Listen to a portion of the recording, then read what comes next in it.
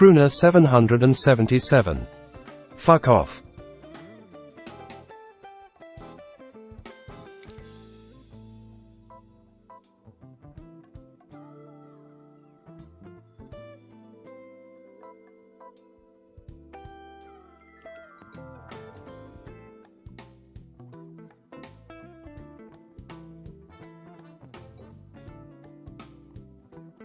Crooner 777.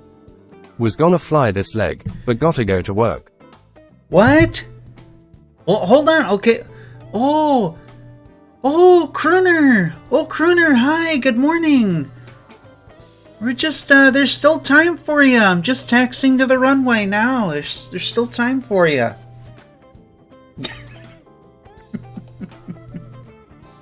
Oh.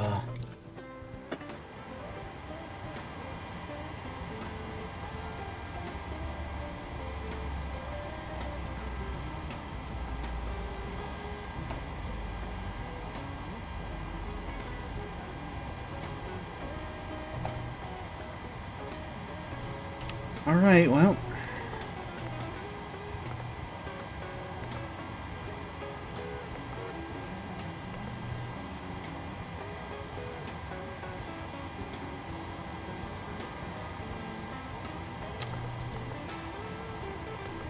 Crooner 777. I know 4:30 in the morning and the fucking guy is already taxing. Oh, gosh.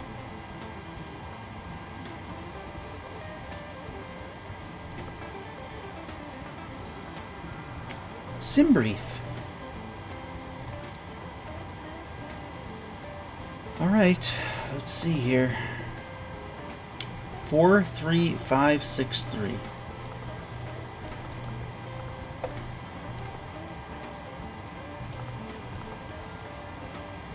One 43.74. 43.7.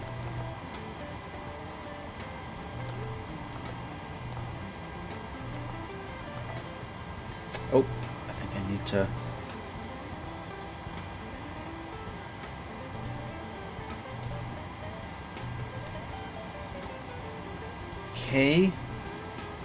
Kjfk to Kpdx.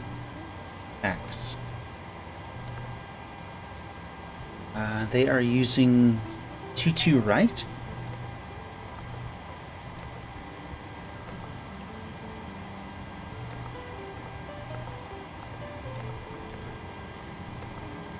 No sit out of here?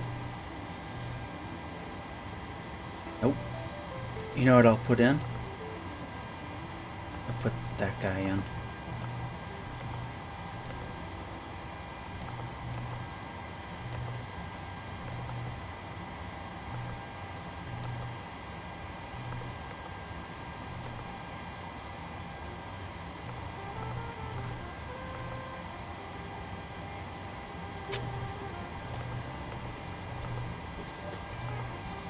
Gosh, look at the wind. Gosh.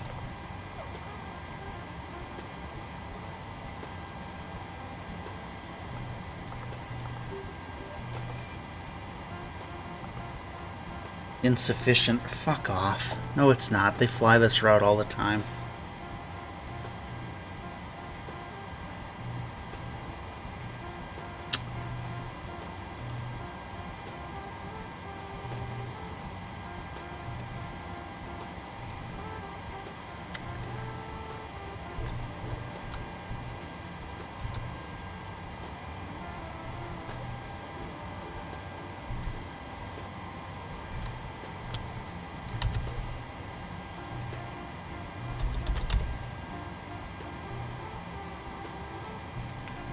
To right. Length, okay. Weather.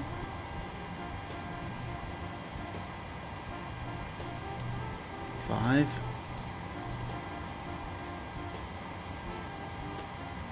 Yeah. Okay, whatever.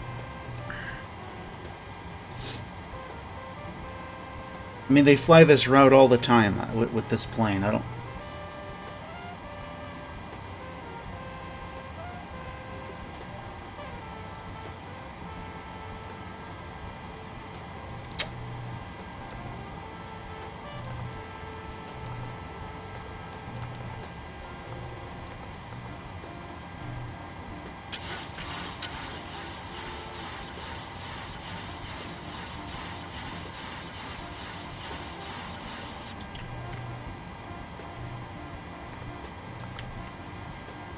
169.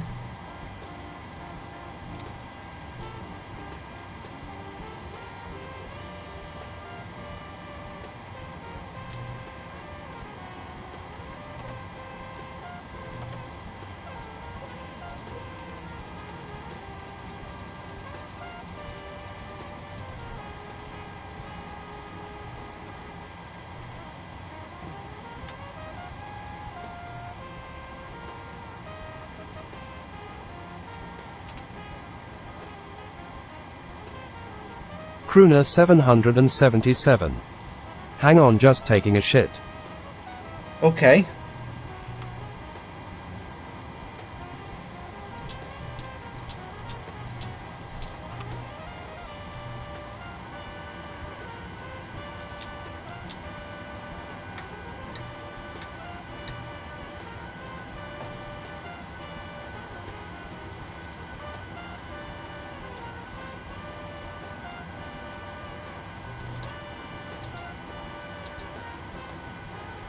Crooner 777. Stink links. Yeah.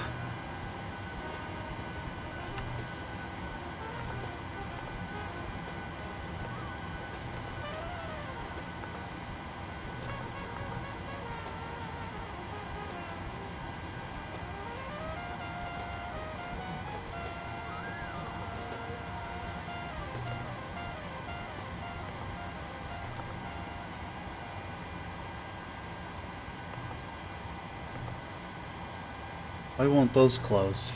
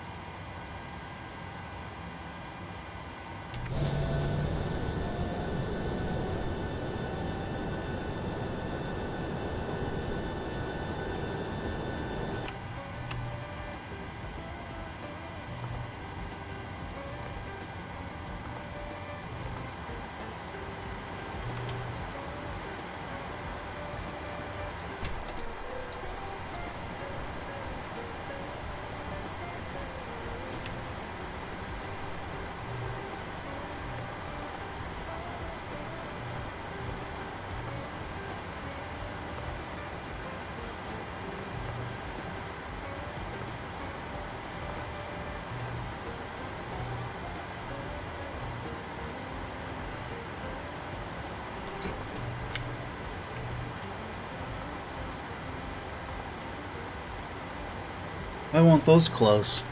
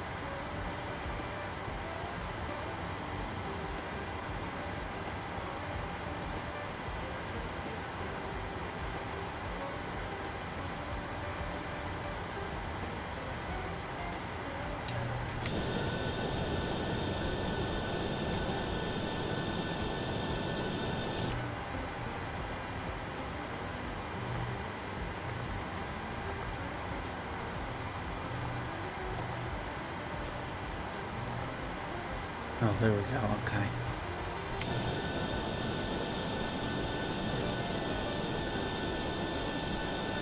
God.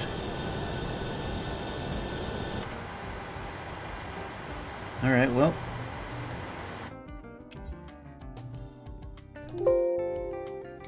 Oh.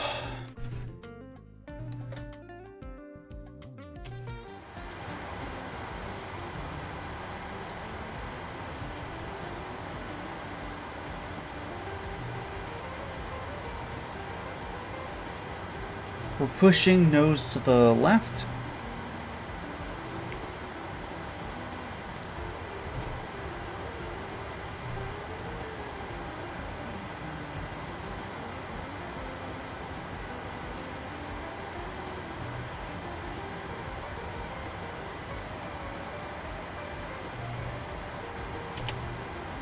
Cockpit to ground. Cockpit to ground. Go ahead. Ground, stand by.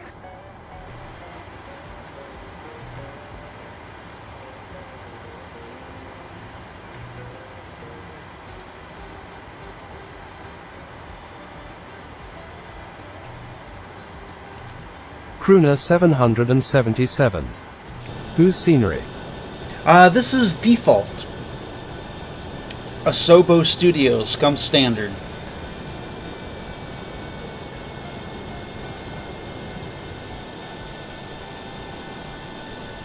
Okay, sir. The bypass pin is installed. All doors and hatches closed and all ground equipment is removed.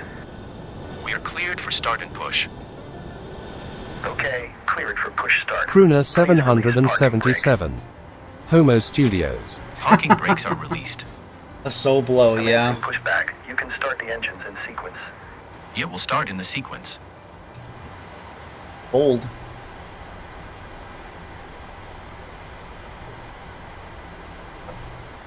Of course, it's Asobo Studios.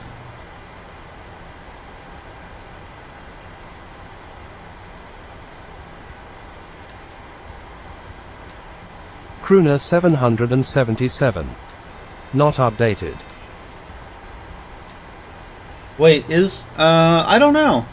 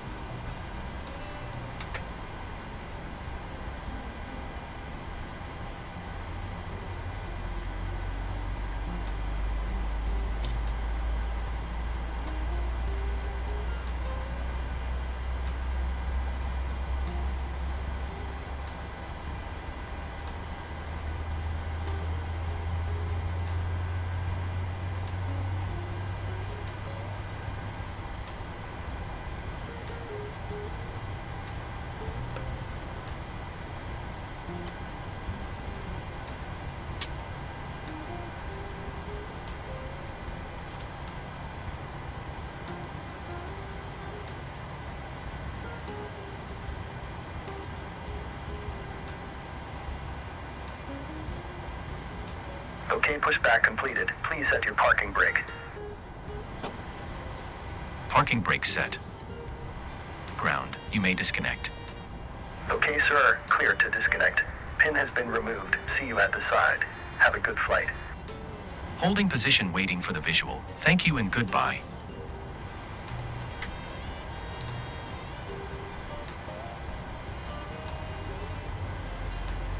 How are we getting to this damn runway? We gotta go out.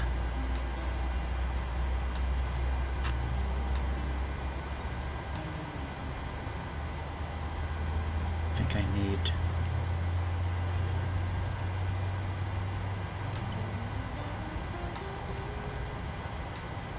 There we go.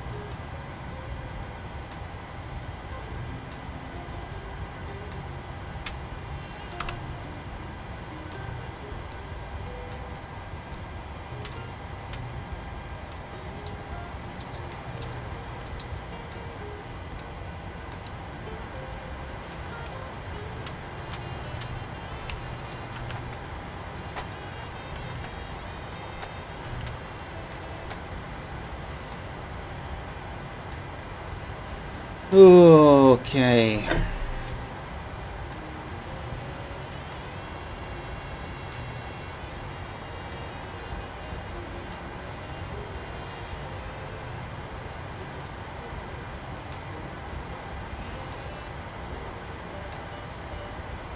Okay.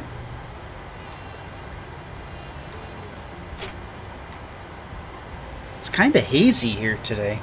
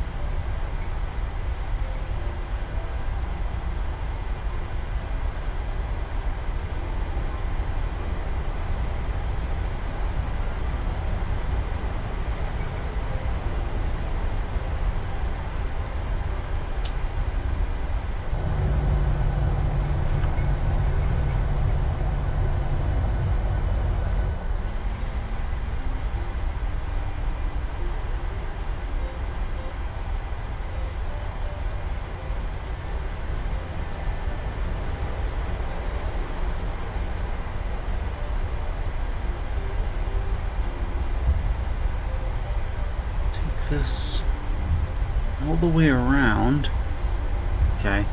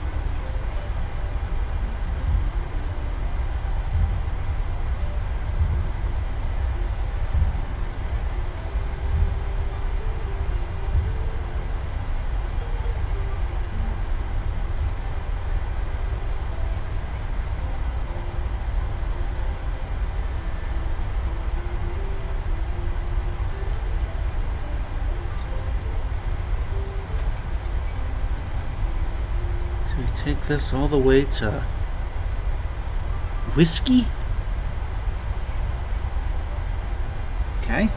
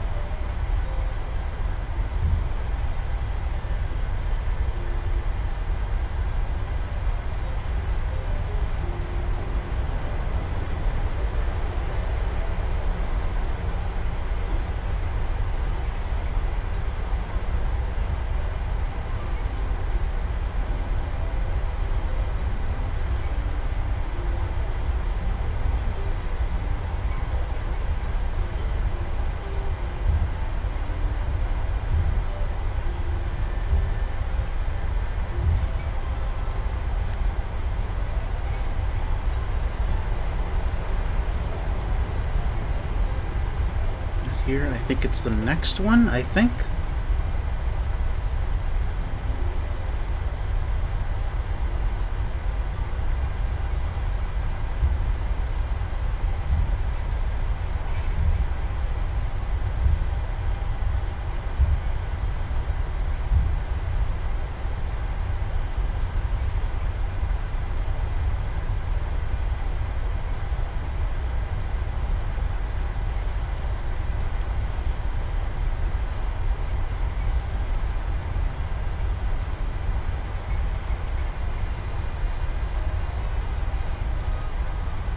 This has got to be it.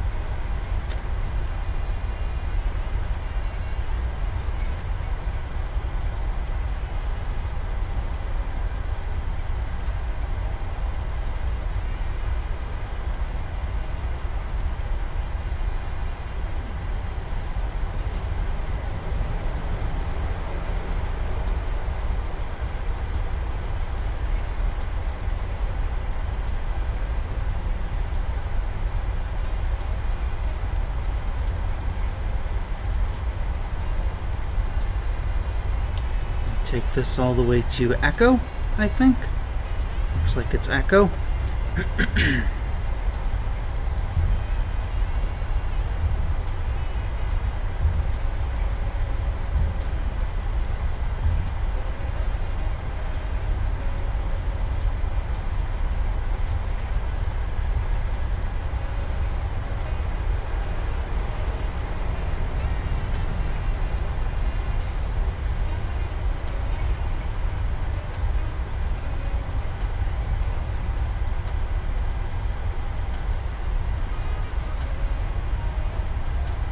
Not this one, but it should be the next one.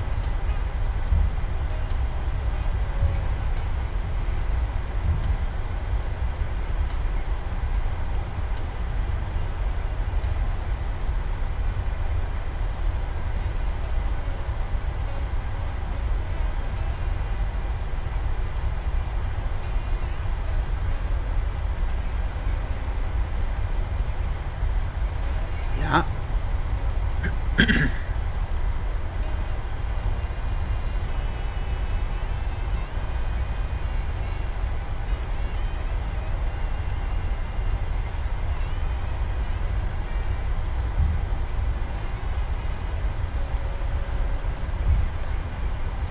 Ooh, what the hell's going on there? That's not good. Crooner 777. For fuck's sakes, take off already. Oh yeah, we will. I have to dodge some taxiway signs, though.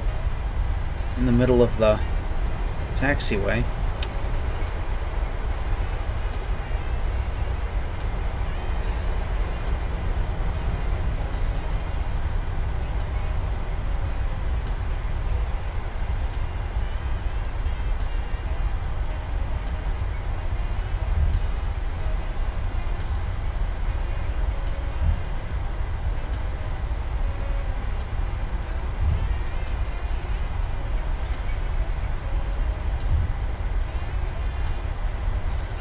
Crooner 777. Cat is watching you again. Quick save here.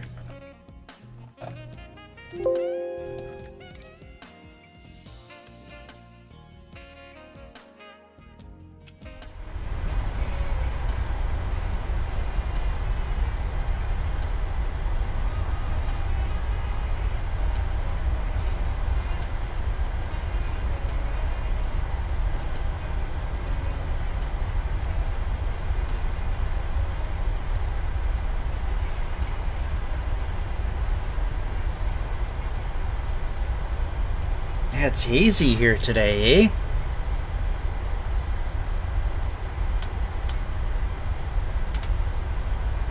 Okay, here we go.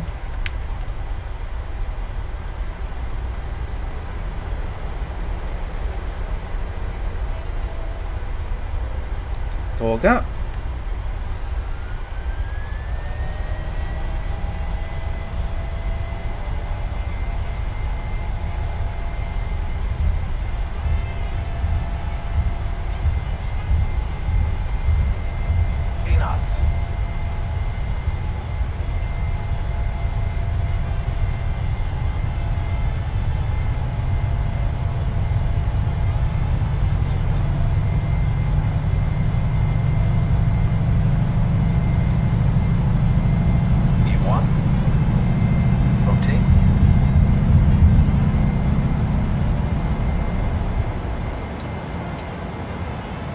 Positive rate of climb.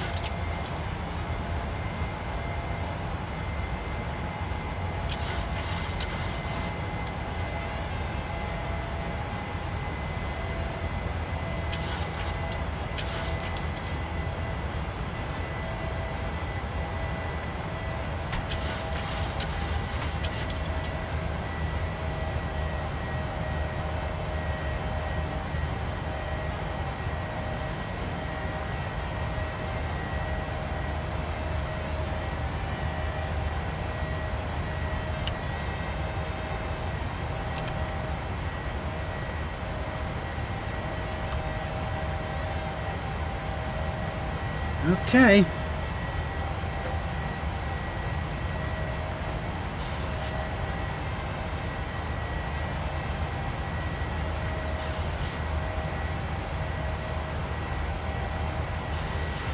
Is it getting mad at me? Yeah. Eat my ass. They do this route every day with this plane.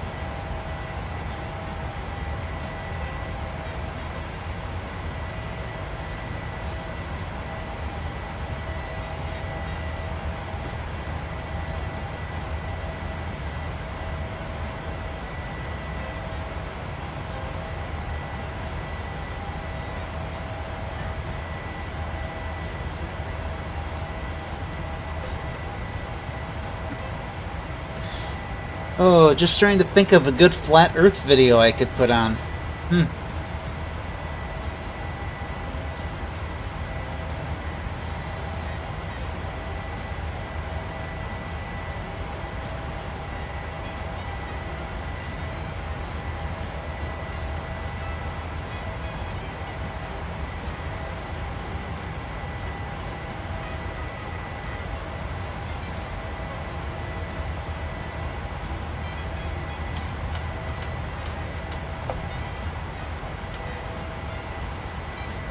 Yeah, I might get a little bit chilly here.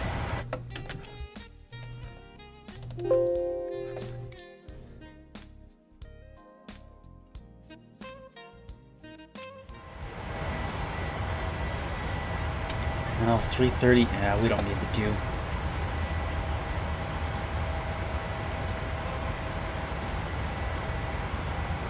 Yeah, we don't need to go that fast.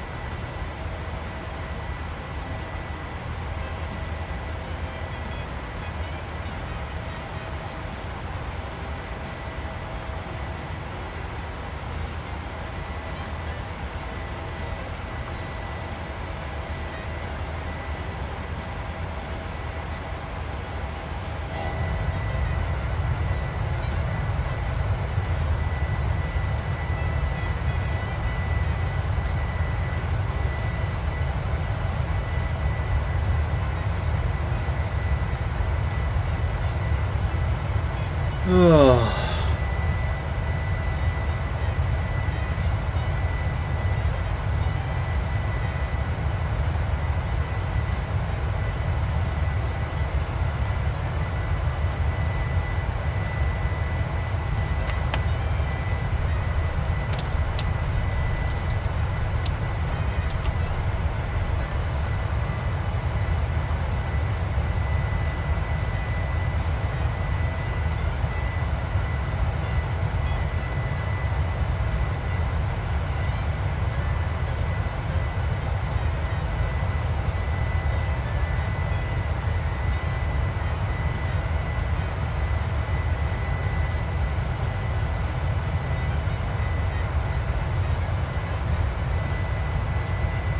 What's this one?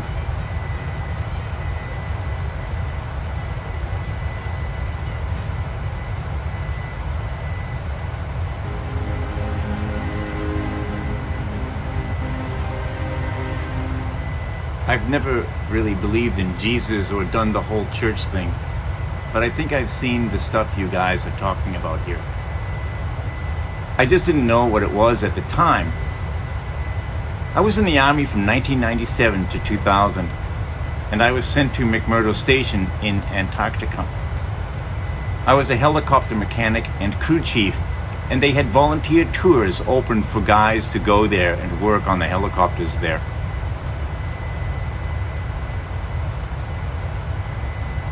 When they asked for volunteers, a bunch of us applied, but only me and one other guy got accepted. Have I seen this one? The application prompt holding up during transit. Yeah, I think I did. What's this one? Good evening, everyone. I have a special video for you guys today, and this video is going to show you how they hide the ice wall from the tourists who actually take a tour to supposedly Antarctica. And there's only 2 tour routes from 2 different countries, and you're going to be amazed. Once I went to the original flat earth map from 1892, it was easy to figure out how they do it. I'm going to show you guys. Enjoy the video. Okay, here we have the flight and cruise route for a tour to Antarctica from Planet Janet Travels. Let me zoom in on that a little better where you guys can see it. There we go. Okay, now let's switch over to this map of the route so you can see the names. It leaves out of Cape Horn, goes past the South Shetland Islands, along the Antarctic tail, and then back up. Now this right here would be the South Shetland Islands on Google Maps. And And then, of course, there's the little tail of Antarctica. There's a panned out view for you guys to see it a little better. But pay attention to the tail of that Antarctica. It's going to be really important in a minute. Here's another view of the route. See how it goes along the edge of that tail, and then they turn around and they go back. Okay, now here's where things get interesting. Let's look at the 1892 flat Earth map. Now, this right here is South America, so let's zoom in here where you guys can see this. Now, here's the route. There's Cape Horn, where they leave from. And as you can see right down below that, you have the South Shetland Islands. Okay, and then you have the ice wall, of course. But notice this little tail right here. Well, that's the same tail that you see on the continent Antarctica that they show you on the globe, which is pretty slick. But anyways, this little part right here, this is the little area that they travel along and call it the Antarctica, which is only a tiny little bit. So the route goes this way. It goes through the Shetland Islands, comes down through here, past these little islands, then turns around and goes back to Cape Horn. And if you'll notice on this map how the ice wall looks, well, down here where they supposedly tour at, this is the only part of the little ice wall that sticks out in that area. So you'd be stationed there working, or take a tour and you would never really see the ice wall. You only see that little piece of it that sticks out, because of the rest of Antarctica is off limits. Now let's have a look at the only other tour that you can take to Antarctica, which goes from South New Zealand and back to Tasmania. Now notice, I want you to pay attention to that little Stewart Island there as you leave New Zealand. Notice they go down here to what they call Commonwealth Bay, and then they cruise along a little bit, turn around and go back to Tasmania. Okay, now let's have a look at that route on the flat Earth map. Here we have South New Zealand, and notice right there on the other side of it, you see that little Stewart Island that I was telling you guys to look at on the Google map. Okay, so the route leaves here, goes down here, which on this flat Earth map it says Disappointment Bay. Remember, on the Google Earth map it says Commonwealth Bay, and then they go back, return to Tasmania. So anyways, like I said, they leave here, go along this little bitty tiny bulge that sticks out from the ice wall called Commonwealth Bay, Disappointment Bay, whatever. Notice it's the only part in the ice wall, except for the other part that I showed you, that bulges out away from the ice wall. So anyways, they go down through here, cruise along a little bit, and then return back to Tasmania. That way you never see the ice wall. You only see that little bulge that's sticking out there out of this whole map. Most of this wall is cut out perfectly all the way around except for those two little spots. And they both bulge out, and then they're at the exact same spot at the bottom of both of those countries, just like it shows you on Google Maps. Now, as you can see, it's really, really simple how they pull it off, making you believe that Antarctica is a continent when it's not. That's why it's called the Antarctic Circle, because it's an ice wall, a circled ice wall all the way around the whole world. And I've had a lot of people say, well, I've had friends that worked there and they didn't see any ice wall, or were stationed there actually, and I'm sure they were stationed there. And even those people just can't wander off and do what they want to. They're kind of like prisoners there. They're stationed at a base, and that's where they remain until it's time to leave. And I'll let them explain that to you themselves.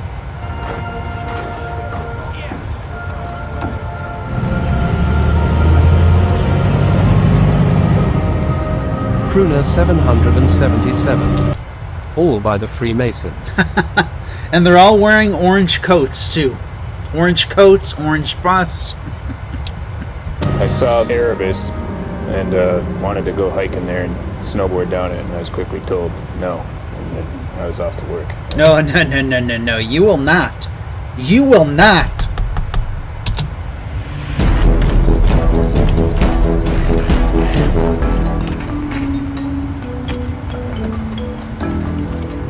We had been thinking, oh, we're going to Antarctica. And then when you get here, it's like, oh, yeah, I've got to work.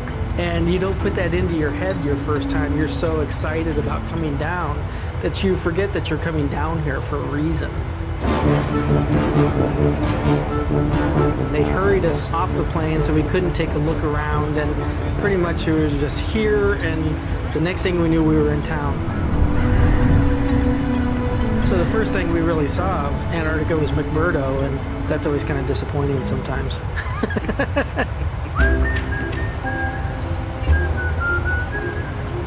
I've seen a lot of different personalities come down here. The ones that seem to do the most of it are the diehards, or the more grounded people.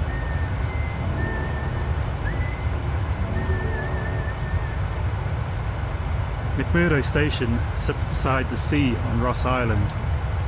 It's dwarfed by Mount Erebus, the southernmost active volcano in the world. 3 kilometres away, on the other side of the peninsula, is the small New Zealand outpost, Scott Base. Scott Base is a lot more typical in size of the other bases dotted around Antarctica. And its proximity to McMurdo is unusual.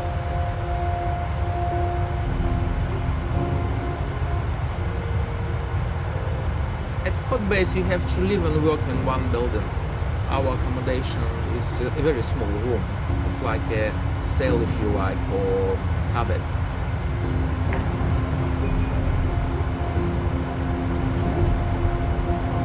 A lot of things here can get to you pretty quickly, especially in winter. And you cannot change them. You cannot argue much about them either, because this person will be in front of your eyes, you know, on the next smoker. So to be tolerant is very important.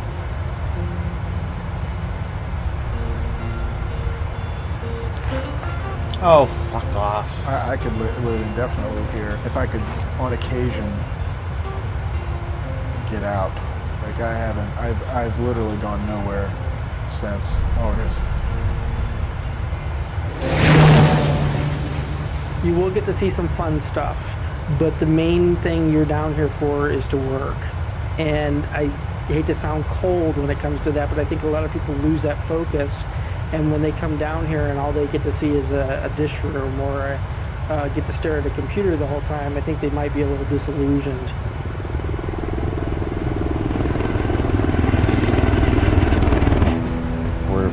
We're in a box, and there's no escape from each other. You can't get away.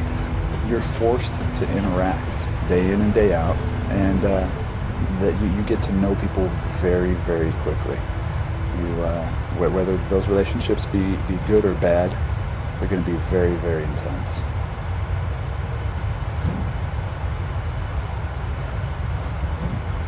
But most people are thinking about heading home.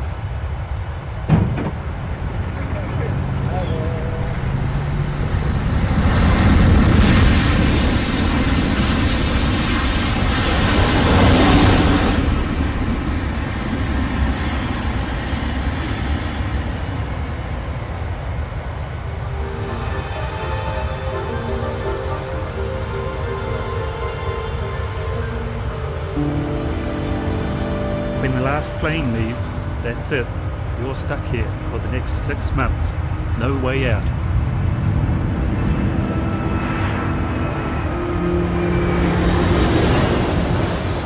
So, as you can see, you're not just allowed to roam free wherever you want to. You are to stay where you are stationed at that base. And also remembering that the only way in and the only way out is by Air Force plane, where you are guarded the whole time. And the rest of, and I say this in quote when I say Antarctica, is restricted, off limits to the public, to anybody.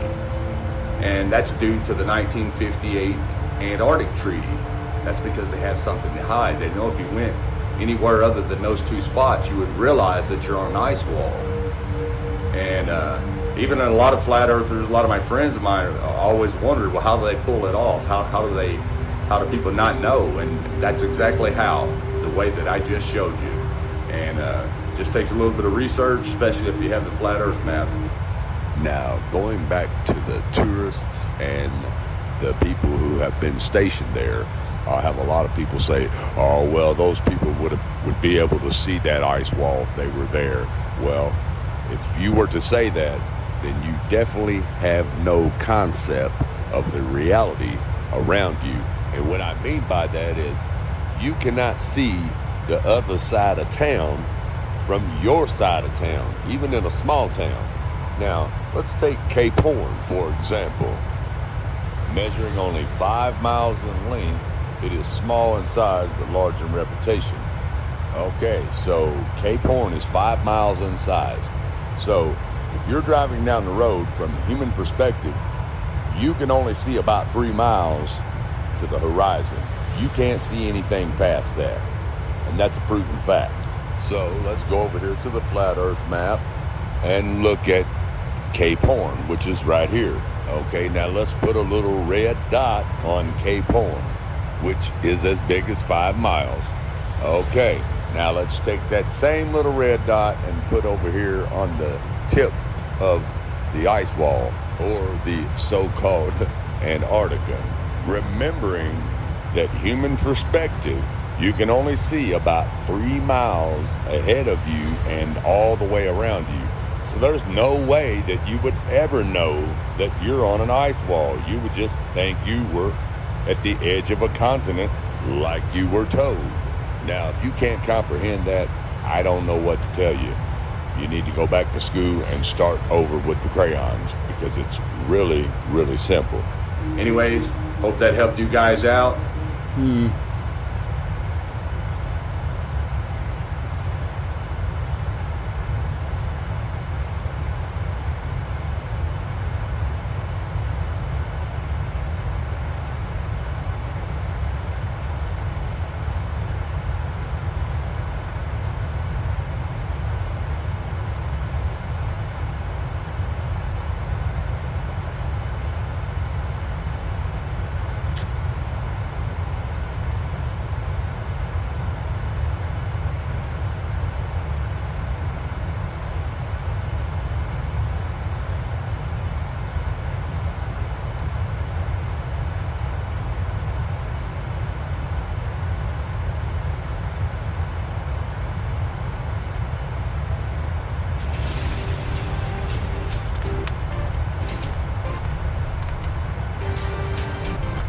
So this is an image that this guy, Mr. Sensible, brought to his debate, showing he sent a balloon up 35 kilometers, 34 kilometers up, proving, see this little tiny image here says, oh, that's the curvature of Earth, but you can see here when he was releasing the balloon, you already see the curvature of the Earth. So that's not really curvature, it's the kind of lens that he was using. So the point I want to make, like these two, during the debate, that's the first thing that we're going to talk today. They brought up that they used the words from the pilot Wolfie 6020, saying that the airplanes don't have... Oh, Wolfie, that guy.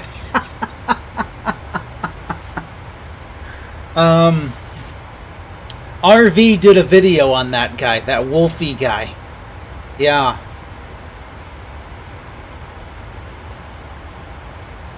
I don't know if I could find it, though. I might be able to. Crooner, if you're still in here, have you seen that video?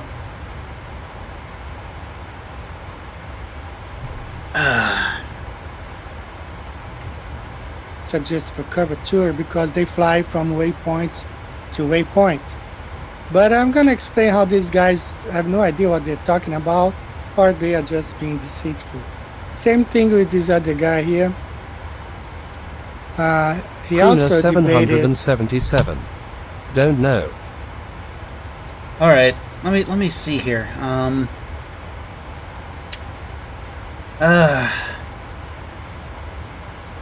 don't think it's gonna be on.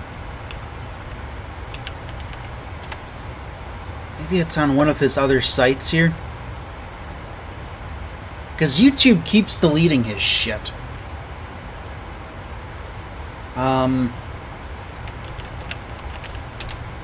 RV Truth.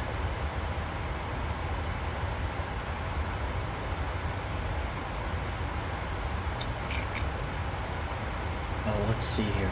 Yeah, we go to his.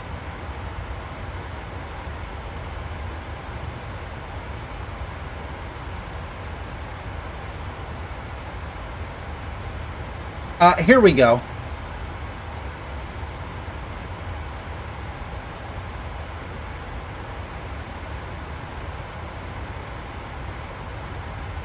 I saw this video by well-known globetrotter Wolfie in Australia.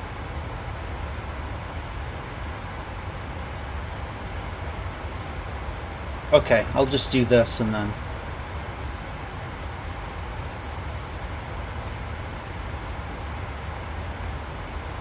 And here you see him in this very dinky airplane, more like a car with wings.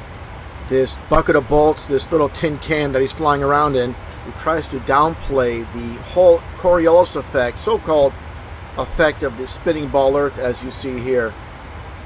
And basically, when it comes down to it, Crooner 777. the Earth spins. Oh yeah, seen this. Oh, you've seen this? Okay. And say when a bird flies from north to south, you're gonna be off course based on the spinning of the Earth. Again, Wolfie tries to downplay this effect. And let's get right to it with this video clip. The aircraft was flying from Bali to Perth with the atmosphere matching the rotation of the Earth perfectly, and the aircraft making no adjustment. As it continued moving south, it would be moving into air that has a lower lateral velocity, and that would cause the aircraft to begin moving with the air. And let's just stop it right there. What Wolfie said is absolutely ridiculous. And let's take a look at this map for reference, where Bali is just south of the so-called equator. So again, the ball Earth is supposedly spinning 1100 miles an hour at the equator, so it's not going to be much of a difference when you're at Bali with the supposed rotation of the Earth. And with the supposed rotating ball Earth at Perth, the Earth is supposedly spinning approximately 700 to 800 miles an hour. So you go from, say, 1,000 miles an hour to 700 to 800 miles per hour when it comes to the so-called spin of the Earth. And what he's saying is, when the plane flies south, due to the lateral rotation, as you get lower, it slows down, and the plane can just move along with the atmosphere. This is absolutely ridiculous. Now let's take a look at this one website when it comes to the Coriolis effect. And it says here, objects moving above Earth's surface are subject to what is known as the Coriolis effect. An object moving a great distance over the Earth at a particular destination must compensate for the rotation of the Earth changing the position of its destination. Now tell me, Paul, when your brother is flying, has he ever said, yeah, Paul, we actually have to compensate because the Earth is moving below us? Give me a break. You don't have to. So they give an example here with this bird, where you can drag this bird down.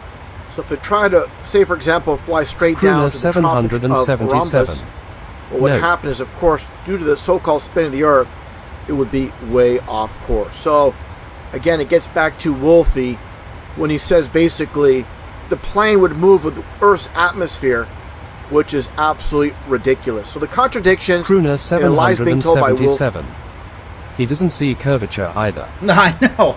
are obvious.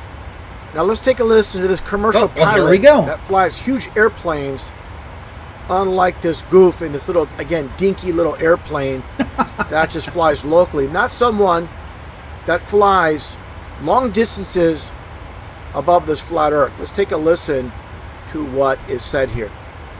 At 143 knots, so that's quite fast. So I mean, the movement of the Earth isn't, it's not negligible. It's basically standing still as compared to our motion at that moment. That's your experience? Yeah. Yeah. Because they're telling us, that at least in the U.S., the ground's moving at about 700 miles an hour left to right. And I was thinking that's kind of odd if you're landing, going north, or moving in the north direction. That's not, no, the ground looks to us like it's standing still. Yeah, not an issue, huh? Yeah. So you just heard that from that pilot. Basically, Earth is standing still. And again, really important point to make is you can tell this pilot doesn't even put the so-called spin of the Earth into consideration whatsoever when she's flying a plane. Now let's take a look at this clip as well and listen to what he says when asked about the so-called curvature from aboard an airplane. Take a listen. Did you notice any curvature while we were up there? Curvature? No. No, there's no curvature? It's just all flat. Very interesting. A pilot says he does not see curvature when aboard an airplane while flying. And getting back to this particular pilot as well, talking about the runway basically being static, not moving. Ridiculous considering we're supposedly living on this spinning ball Earth. Now let's take a look at this commercial airliner coming for a landing. For anybody to believe that this airplane is navigating on a so-called moving runway, as you see it here coming for a landing, absolutely ridiculous to believe a plane is attempting to land on a spinning ball Earth. Give me a break. It's static. Obviously, this Earth does not move, just like it states in all these Bible verses. I'll read off a few. Here from Chronicles, he has fixed the earth firm, immovable. From Psalms, thou hast fixed the earth, immovable and firm. Again from Psalms, he has fixed the earth firm and immovable. So what it comes down to, what the Bible states matches our reality. I also came across this one website called Aero Students, a very detailed website from start to finish on aeronautics, flying airplanes, the basics of avionics, the history of avionics. I mean, it gives every type of detail that you like to know about airplanes. And it's about training future pilots. And what I found very interesting is the subject of flight itself. When in flight, it says, making assumptions that there is a flat Earth. Earth's curve is zero. Now, regarding the supposed spinning ball Earth, it says here, there is a non-rotating Earth. No Coriolis accelerations and such are present. And it goes on and on. But the point is, this is from basically an aeronautics student's guide to flying. So some might say, oh, this is just one website. Well, let's take a look here on NASA's official government website. You can see here at the very top, nasa.gov. And let's scroll down here and let's take a look. And this is from August 1988. I'm going to scroll down and let's take a look what it says here. Very interesting what it says regarding flying above Earth. It says right here, this report documents the derivation and definition of a linear aircraft model for a rigid aircraft of constant mass flying over a flat, non-rotating Earth. So there you go. This is from NASA itself. Unbelievable. And what do globe believers have to say about this? They'll just turn a blind eye to the truth, what is presented on NASA's official website. And obviously not interested in the truth, just defending their core beliefs, which they've been taught at 5 years old, that we live on a spinning ball Earth. Give me a break. And getting back to Wolfie, his downplaying of airplanes flying over the spinning ball Earth and the Coriolis effect. Obviously, he's downplaying the Coriolis effect as a non-entity, a non-factor. That's because obviously Earth does not spin. There's no ball Earth whatsoever. So when it comes to these globe trolls, there's no debunking the flat Earth truth. MIT, the Army Research Laboratory, flying over a flat, non-rotating Earth. Flat Earth with a flat Earth assumption. Non-rotating flat Earth. A flat, non-rotating Earth may be assumed. A flat and non-rotating, assuming a flat Earth. Flat, non-rotating Earth. A non-rotating Earth. Flat, non-rotating Earth. Validity of flat Earth based on a flat Earth assumption for a flat Earth and a flat atmosphere. Flat, non-rotating Earth. The flat Earth model. Propagation of electromagnetic fields over flat Earth. I was reading a lot of stuff on the flat Earth.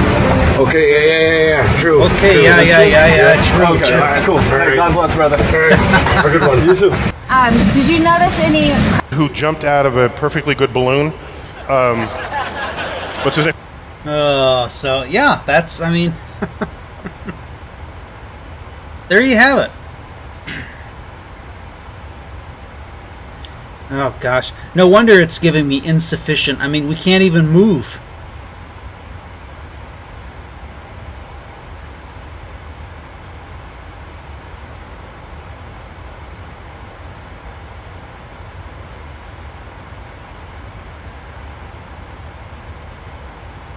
Actually, I might not make it. I might not actually make it. I don't get it, though. They fly this route every day with this plane. Whatever. I don't care.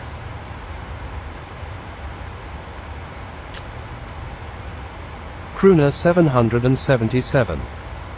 You've been lied to since birth. I know.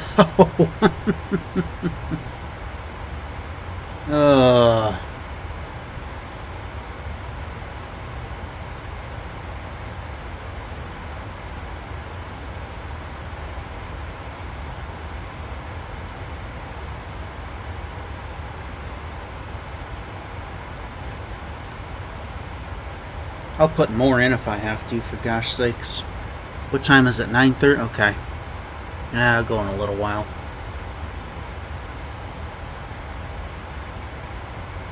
I gotta go get groceries and shit.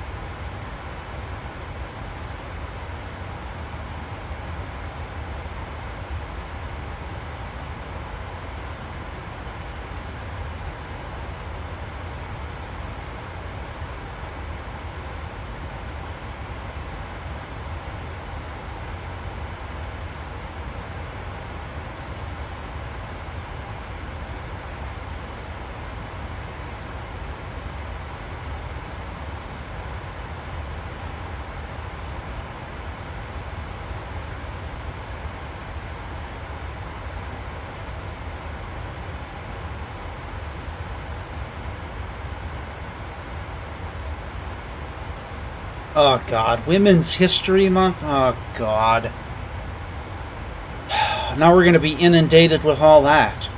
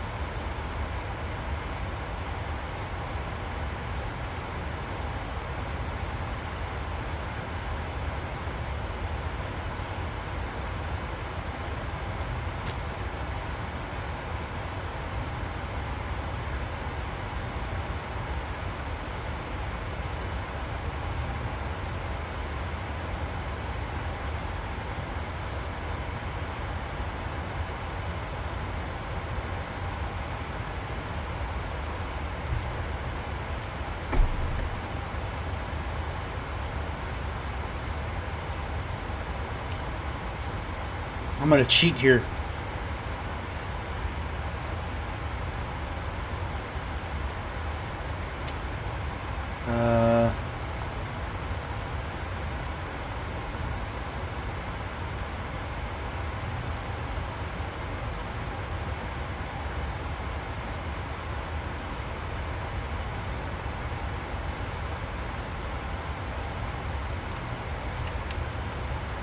There, how about that?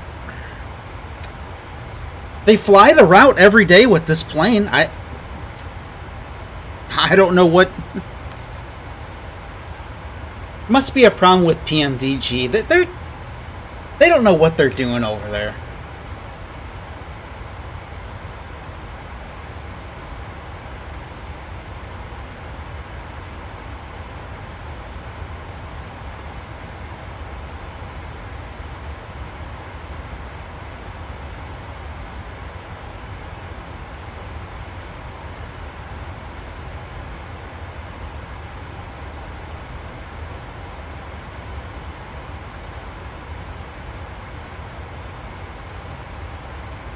I might just go to X-Plane. This is just pathetic.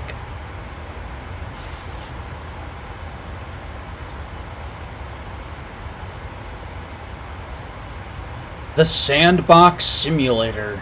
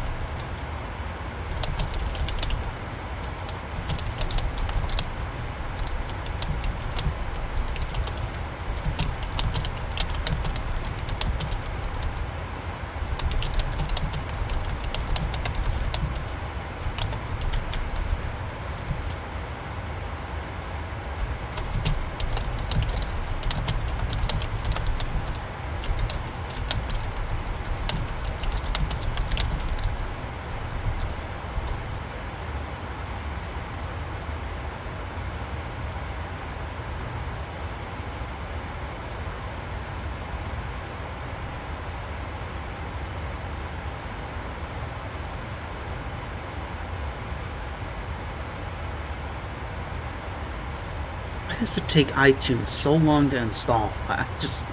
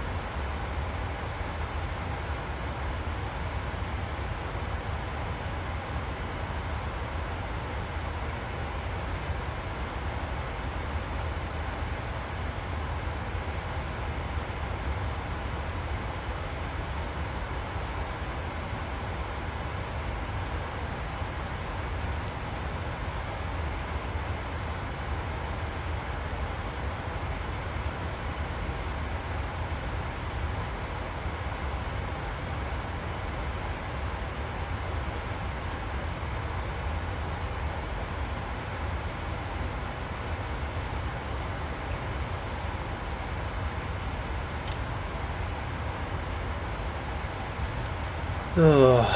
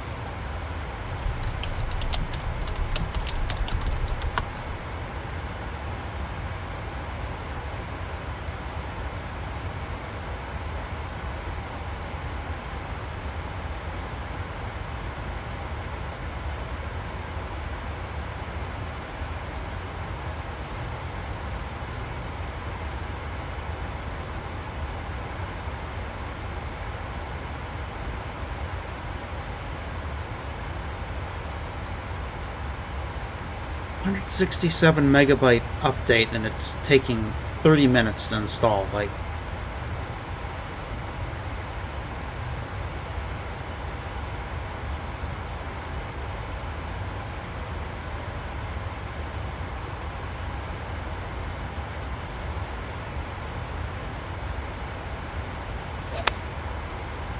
be good. Get up. Get up! I think this one's found the dance floor. Oh man, that what? Huh.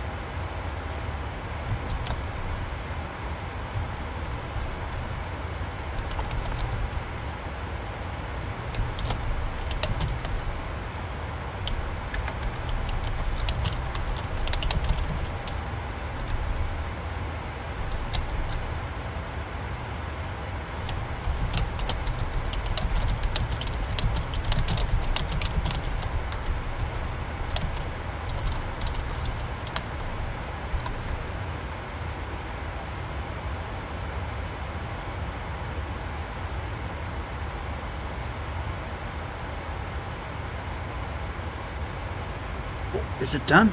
Oh, okay, finally. Jeez.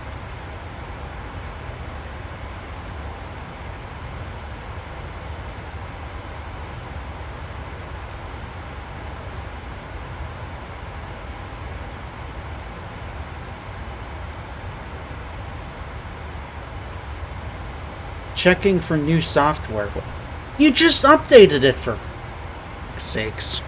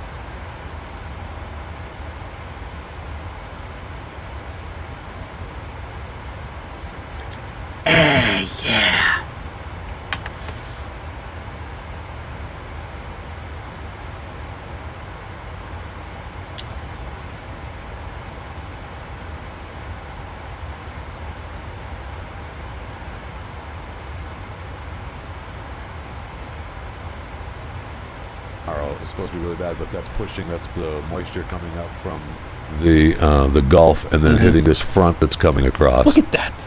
So this So is down- going to have to be after that front. Yeah, this is saying Saturday Yeah. the 11th of March, a week from this Saturday. Right. So this is got Dallas Fort Worth in the bullseye of 7 to 10 inches of snow. I'll believe it when I see it, but I just wanted Me to throw too. that out there. I'll Thank believe you. it when I see it. Job is starting And I another will bell. say 7 to 10 inches of snow in Dallas. This place still shut down. Oh, we'll be done. I mean, you might as well just hang it up. Look for a best of program because there will be nothing open. Stock up on your toilet paper and your milk at DFW because everything's going to be down. I guarantee. In fact, maybe this weekend you put the chains on the tire just in case. Just in case. That's all I'm saying. You want to be safe? Well, think ahead. Because there's nothing like seeing a car driving down the interstate in Dallas with chains on the tire. well, it's so bad, isn't it, man? We've already been mowing our lawns here, planting gardens, and now this thing comes up and says, "Oh, by the way, get ready for 7 to 10 That's inches." why I haven't planted anything. That's exactly why I haven't planted anything. I haven't put in new bushes. You knew this was coming. I'm not doing it until the weather's passed. Not doing it until the weather's passed. I know the HOA's a little pissed at me. Oh. I know they're a little unhappy with you, Fisher, but that's the way it goes. That's You're like the weather. You're like, I'm waiting What do you till want me this to do? snowstorm's done. What do I do? I mean, I can't afford 1,000 plants every year. Yeah. Sorry. So, You know what else we can't afford? To send more money to Ukraine. Wait, JW Cruz. What are you talking about? Hello, cunt. John. I know they had. We heard from Zelensky the other day where he was talking about us. If you don't support joining, he said that it's NATO and you've got to support us, and if you don't support us, then JW Cruz. Yeah, and that was Just the had only lunch highlight long. from that. Oh, me Right. too, yeah. And the I first picked time I up some saw Mickey this D's, I thought, went out and got some groceries. Oh, you thought somebody was just trying to get under our skin? Yeah. Oh no. That's real. No. Okay. As you can see here, guys, we are flying above our flat Earth well, I'd like to see what with the sun The U.S. circling will have to above send in their God's sons and unbreakable daughters firmament. exactly the same way as we are sending their sons and daughters to war, and they will have to fight. Why does it sound like because it's skipping? NATO that we're talking about, and they will be dying. God forbid, because it's a horrible JW thing. Cruz. Okay, so that's For fuck's sake, what are you taking a picture of? If I'm going to put it in Discord. don't back him now, then. So this was a continuation of that earlier. That had to have been. He's not. You know this for sure? Like No. it's just connected to that? No, but I'm just. Okay. Because I haven't seen like an uber long clip I that know. runs it all together. I missed the entire press conference. Sorry, but Why does it sound like 10:27? Okay. Sounds like it's skipping.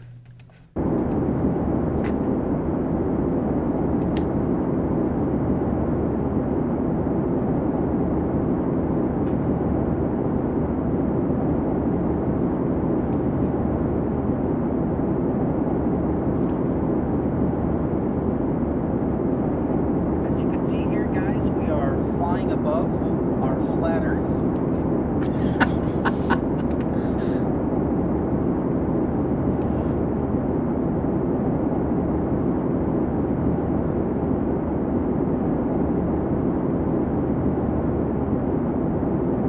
Flying above the flat Earth, John.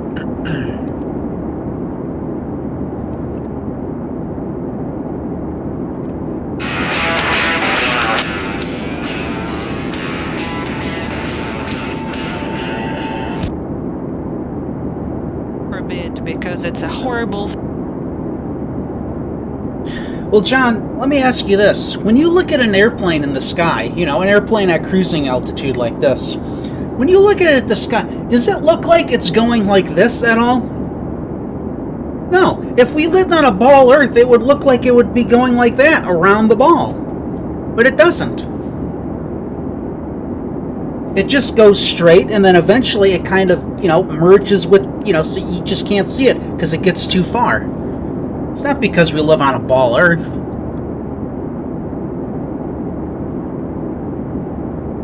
Flat Earth, flat Earth. Thing. okay, so that's after though. But he's making his point. If we don't back him now, then. So this was a continuation of that earlier. That had to have been. No, He's not. you know this for sure. Like No. it's just connected to that. No, but I'm just okay. Because There's I no way. haven't seen like an uber long clip I that know. runs it all together. And I missed the entire press conference. Sorry, but that had to have been a continuation from that. Okay. Talking about if we don't support now, then the natural outcome will be Russia, Ukraine, and then we'd have to fight with NATO. Gotcha. And he's saying, okay, got it. So Send support us stuff now, or you're going to end up having your children, your boys and girls fighting in this war as well. And it's got to be that. Okay. I mean, I don't want to. No, that makes sense. I don't want to give him too much credit. Okay. He knocked the guitar. I don't want to. No, that makes sense. I don't want to give him too much credit, and I don't want to send him any more money. Enough with the Ukraine money. Enough. I don't want Russia to beat you and take over your country, but enough. Is that shape-shifting ice down there, I'm John? willing to take a shot, actually, because if Russia takes over Ukraine, Yeah. Russia takes over Ukraine, then See, they need to patch that. I like the effect. It's been a little bit But different I- than what Why does it have to shape-shift? anticipated. I don't understand Planning that. on being done with this already. Smoking cigars with Biden and Xi over there in China, talking about, we'll help you take Taiwan. Look how easy it was for us to take Ukraine. And now that's the argument. If we back out of Ukraine, that's going to embolden China to now, okay, I see how this is. We'll just go to Taiwan. And China is, the word was that they had meetings with Russia, came out of that meeting with, we'll send them some drones. We'll send them some drones, give them a little bit of help.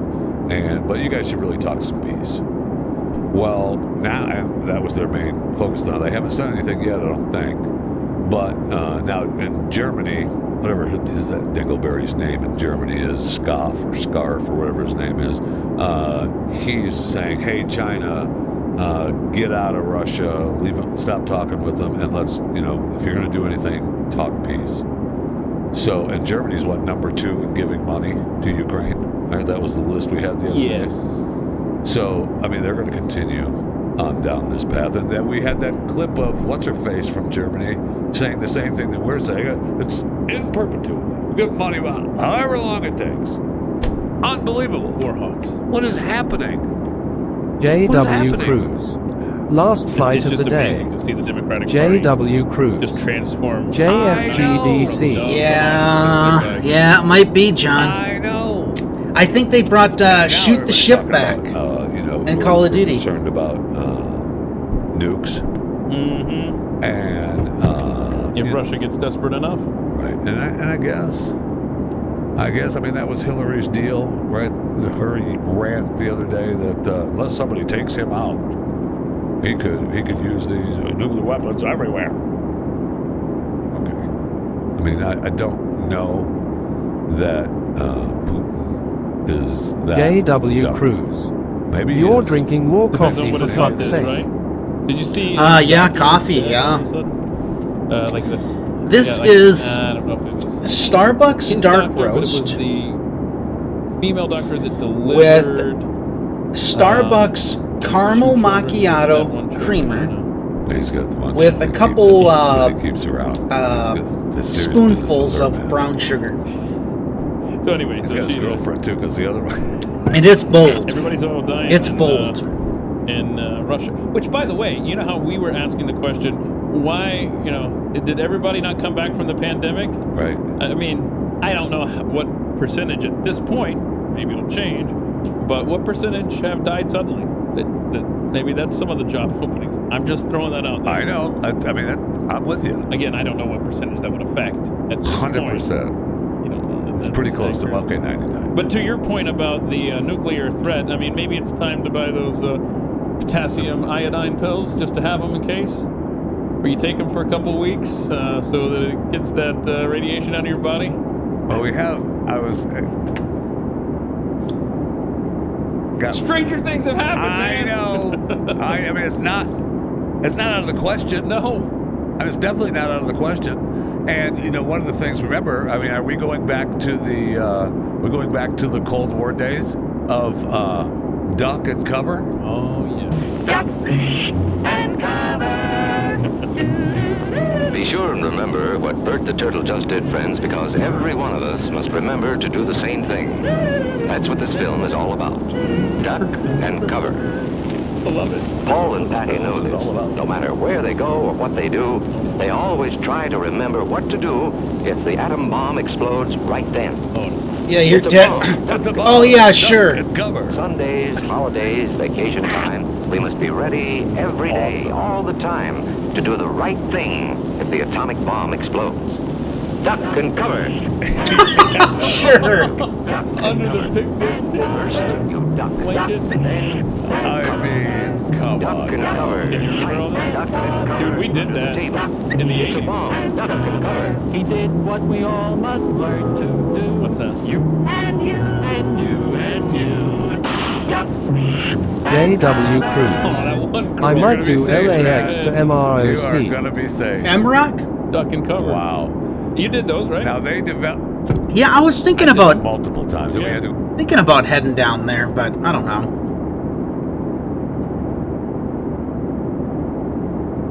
So, John, anyway,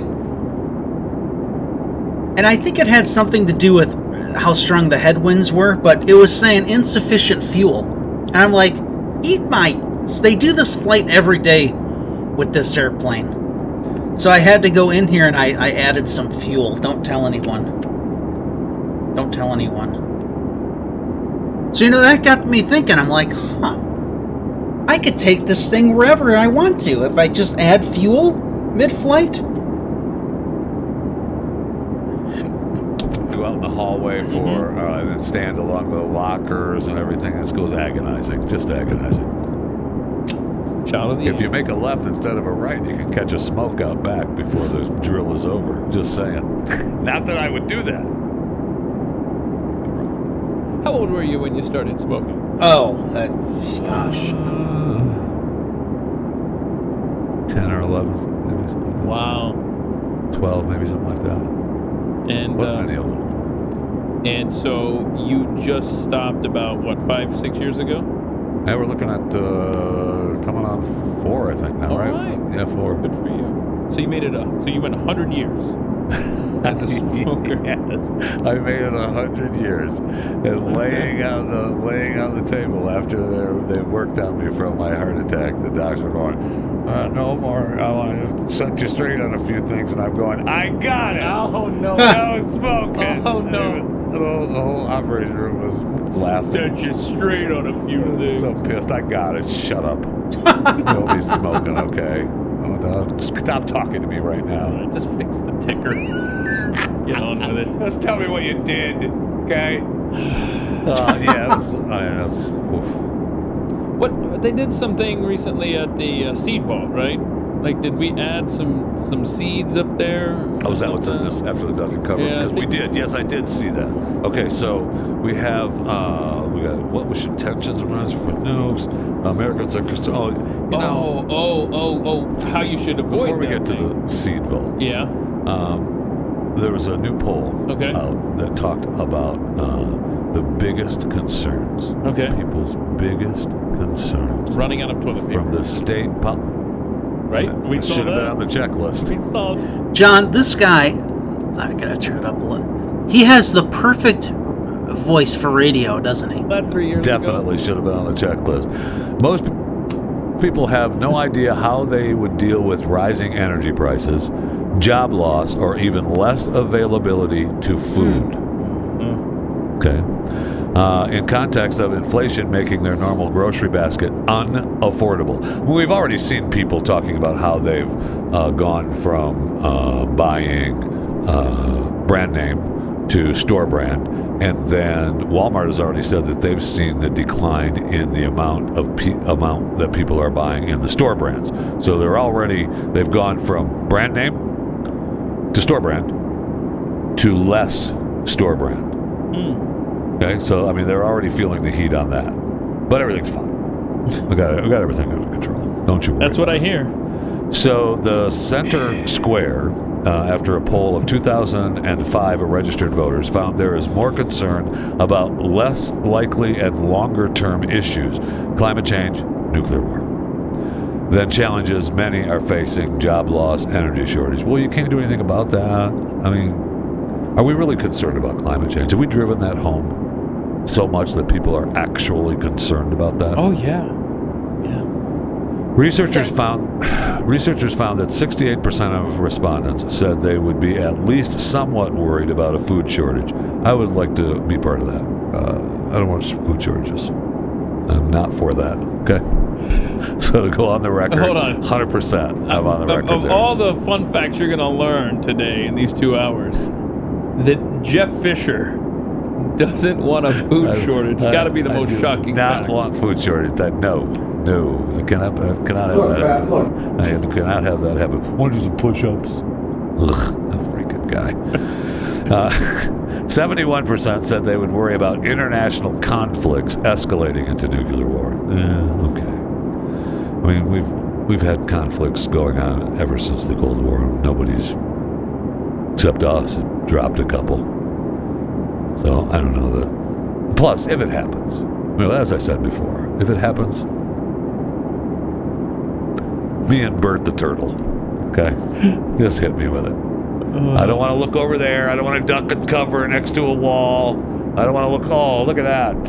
So maybe it's going to go right around me. No. If a bomb does drop on Jeffy, I live far enough away from him that there's we can get to an internal wall or something. We have these. All right. Well, it says if it's dropped in your city tomorrow. Okay. Researchers at the University of Nicosia in Cyprus. I love the University of. What's Cyprus doing worrying about this? Cyprus. Right? Right there in Cyprus. Okay. Oh, look what's going on over there. Nothing.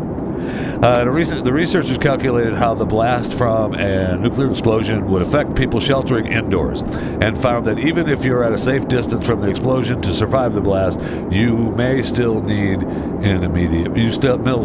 still be in immediate peril. Well, duh.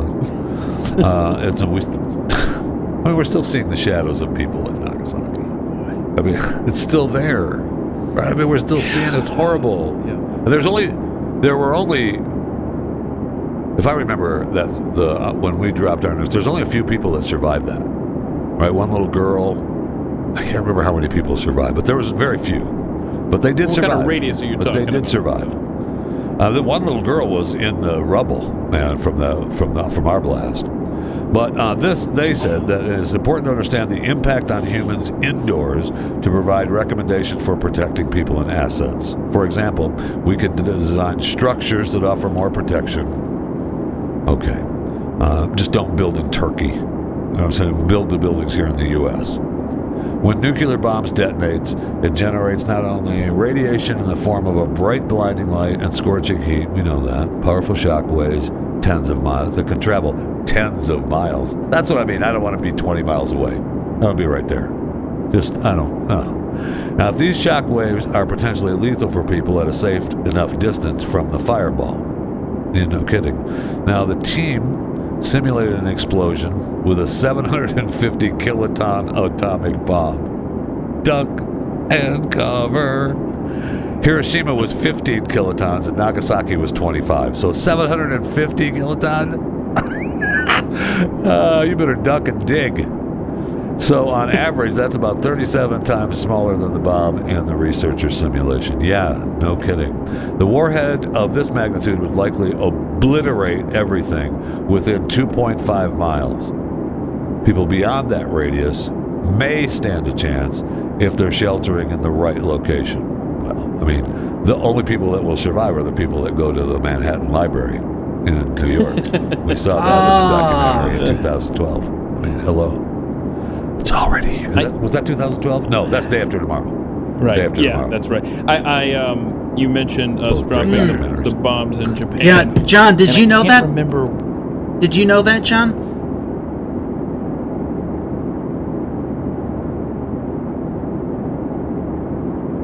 That's actually, that's important knowledge. And I want to make sure that you know that.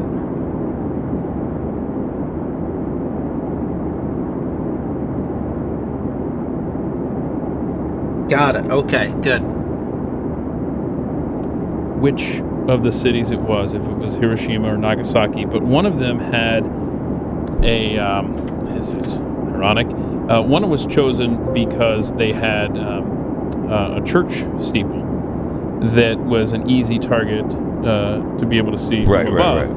And I forgot which of the two cities it was, had a thriving Christian population in Japan that, of course, was literally nuked by us because they had such the high, they had a high point, you know, the steeple. I mean, we told them that we were coming. What more do you want from us? We told them we were coming. We told them, look, get out. All right, get out, because we're coming. Should have listened. Yeah. That's all I'm saying.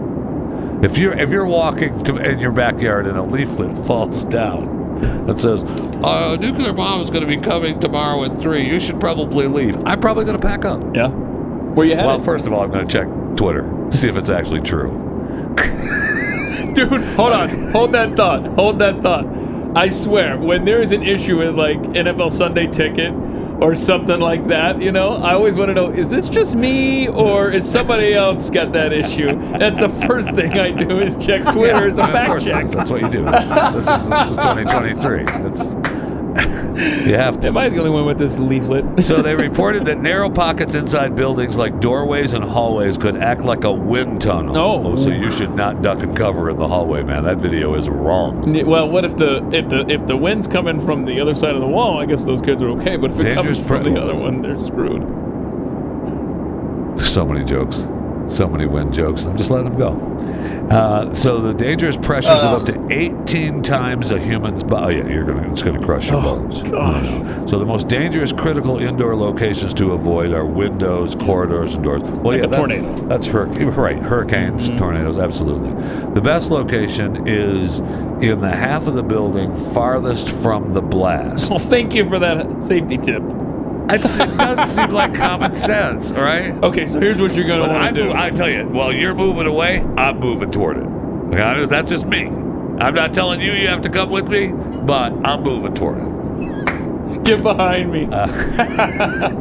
You can protect a lot of people, Jeffy. It's also worth noting that the building itself is important. You don't want to take cover in a log cabin. Thank you. So this really didn't teach us anything. New York Public Library. Hold on, that's a safety tip. Don't get in a log cabin, y'all. I don't get a log cabin. It's not the best place to be. I want to be on the other side of the building. Well, no kidding. I don't think it's worth reading the whole thing here, but I guess they've been adding some seeds to that seed vault up in Norway, wherever it is. I don't know. So that's good. There you go. In case something bad happens. What are they doing? We're gonna be able to replant, apparently. Well, if there's people that could get in there. If there's soil that isn't, ask Ohio how their soil's doing. If they're... What is this? Nothing. They're cleaning it up. Yeah. They're sending it to us. They're cleaning it up. They're sending it to us. Why are you... By the way, Governor DeWine's wife, you remember how Pete Buttigieg was walking down the street and that reporter was talking to him and he's like, "Can I take your picture?" Because he wanted to know who was, and I don't know. I'm kind of torn on this, but the governor's. I don't remember. Can I take your picture? What well, we didn't play the clip, but Pete Buttigieg was walking down the street in I remember a lot Washington, of those clips. Okay. And he said, what did he say? I don't know. It was before he went there. Okay. And she was asking him, "Hey, you gonna go?" And he's like, "I'm trying to take some personal time here." He was walking down the street or whatever. Okay. Anyway. And he goes, "Let me take your picture." And so Pete Buttigieg took this reporter's picture. Oh, okay. Well, yesterday when Governor DeWine was in Ohio, in East Palestine, surveying the damage, getting an update, his wife was taking pictures of reporters. They were asking questions. It's just, I don't know, it's weird. It's weird. I mean, it is kind of weird. Yeah, I mean, it's a public place, and it's the same argument that can be made for...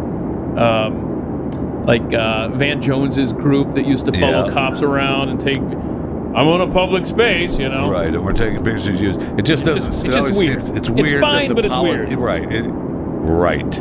And it comes across as we're going to get you. Yeah. As a public official. Right. And it's. I guess it's okay. I mean, you're there, right? You're in the public square. You get your picture taken. I mean, you got to assume, especially with us living in New York, you know that literally every step you make on the road, I on the assume sidewalk, any place is outside being of recorded. my space in my home, and there's a few places in there I wouldn't be, but you're being filmed. Yeah. You're being filmed. You got to assume that now, right? You have to. You have to. And when you find a place that you aren't being filmed, then now you can look around and see what you can do. That's that's that, and maybe deep pocket a few things. But that's only. I mean, I'm not saying to do so that. not where I was going with any of this. All right.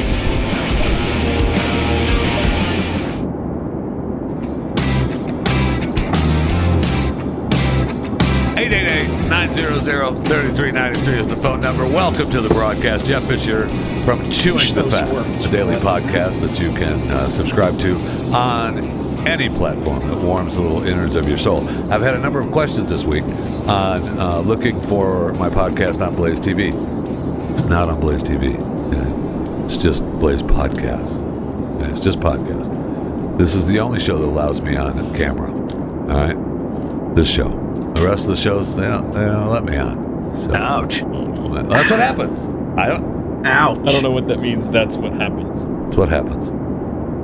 That's what happens when what? When they don't let you on, only one show lets you on, you end up getting just a podcast. The Blaze Podcast. Chewing the Fat with Jeff Fisher. Let's go to the .com podcast. You can also tweet the show at Pat Unleashed, or you can tweet me too at JeffyJFR or at Keith Malinak. Thank you. I mean, good luck spelling it. I don't know that. Kieth. I don't know why it's so difficult. Sarah the Roamer tweeted us.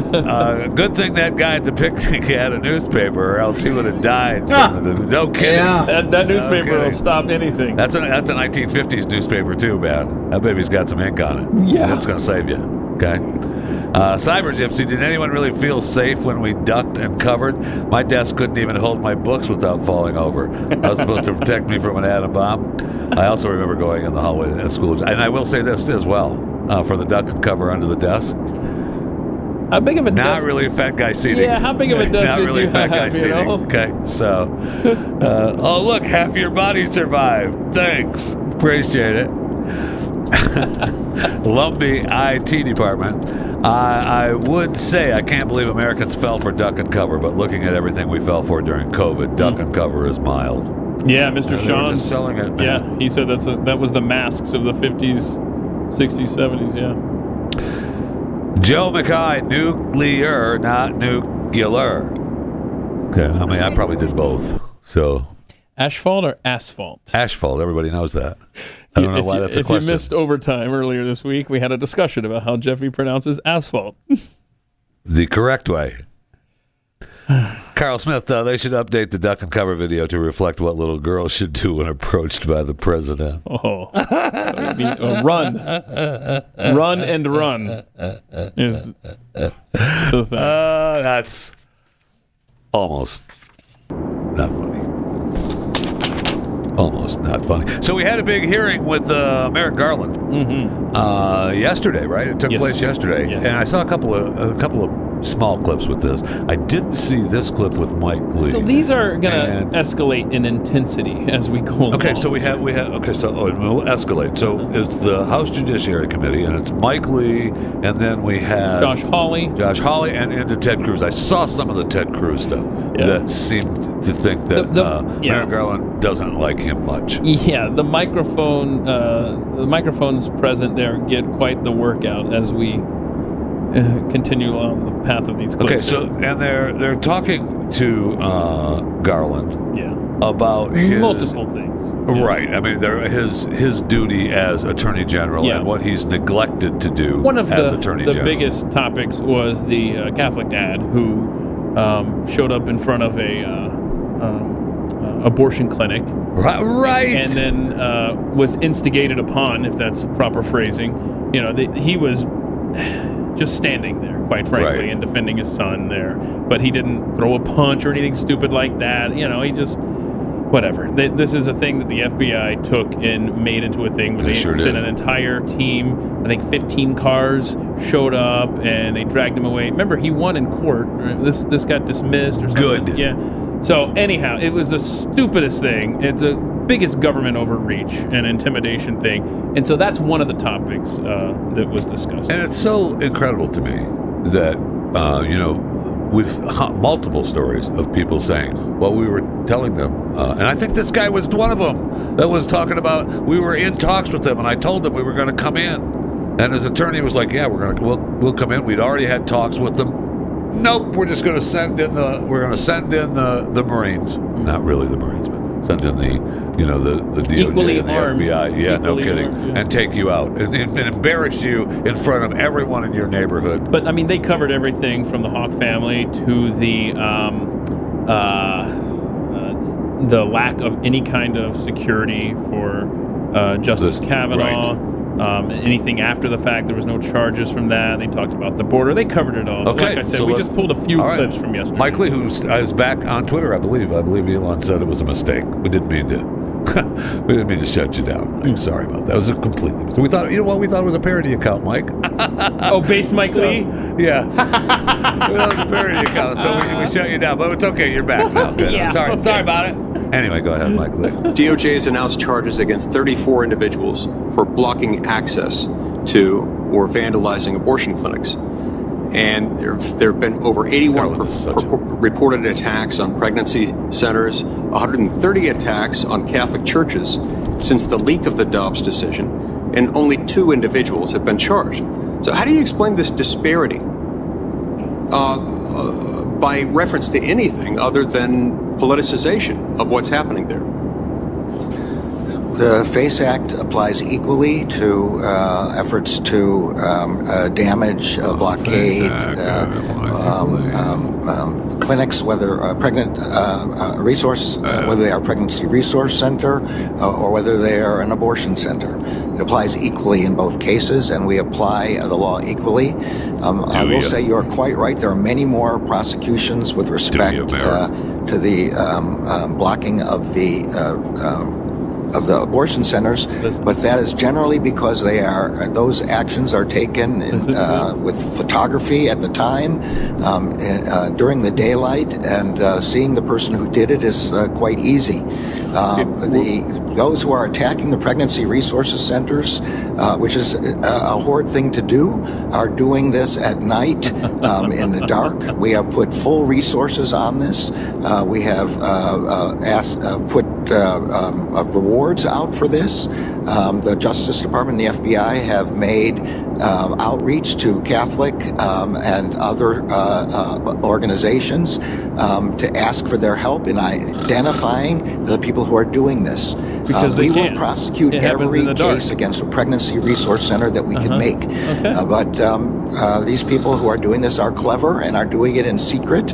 And I'm convinced that the FBI is trying to find them with urgency. He's convinced. With urgency. Yeah. They're trying to find him with urgency. But look. So shut up. Senator, if they're going to do bad things at night, our hands are tied. We can't. I mean, we just don't know how to enforce the law at night. The ones that we took care of, they were daytime. They had pictures. It was light out. We knew what was going on. And those ones at night, though, what are you going to do?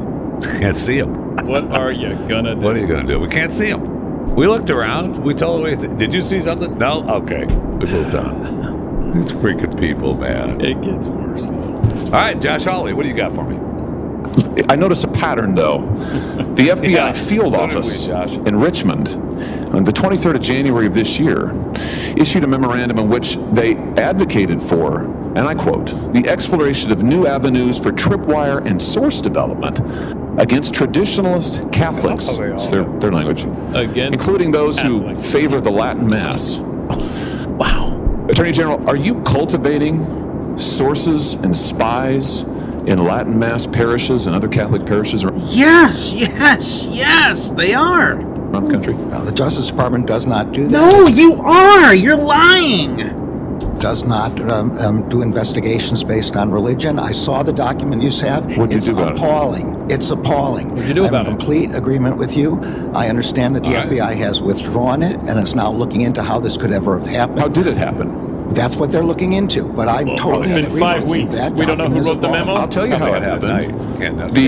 This memorandum, which is supposed to be intelligent, cites extensively the Southern Poverty Law Center, which goes on to identify all of these different Catholics as being part of hate groups. Is this how the FBI, under your direction and leadership, is this how they do their intelligence work? They look at left-wing advocacy groups to target Catholics? Is this what's going on? I mean, clearly it is. How is this happening? The FBI is not targeting Catholics, and as I've said, this is an inappropriate memorandum, and it doesn't reflect the methods that the FBI is supposed to be using. It should not be relying on any single organization without doing its own work. Let me just ask you, as my time expires here, a very direct question. How many informants do you have in Catholic churches across America? How many? I don't know, and I don't believe we have any informants aimed at Catholic churches. We have a rule against investigations based on First Amendment activity, and Catholic churches are obviously First Amendment activity. But I don't know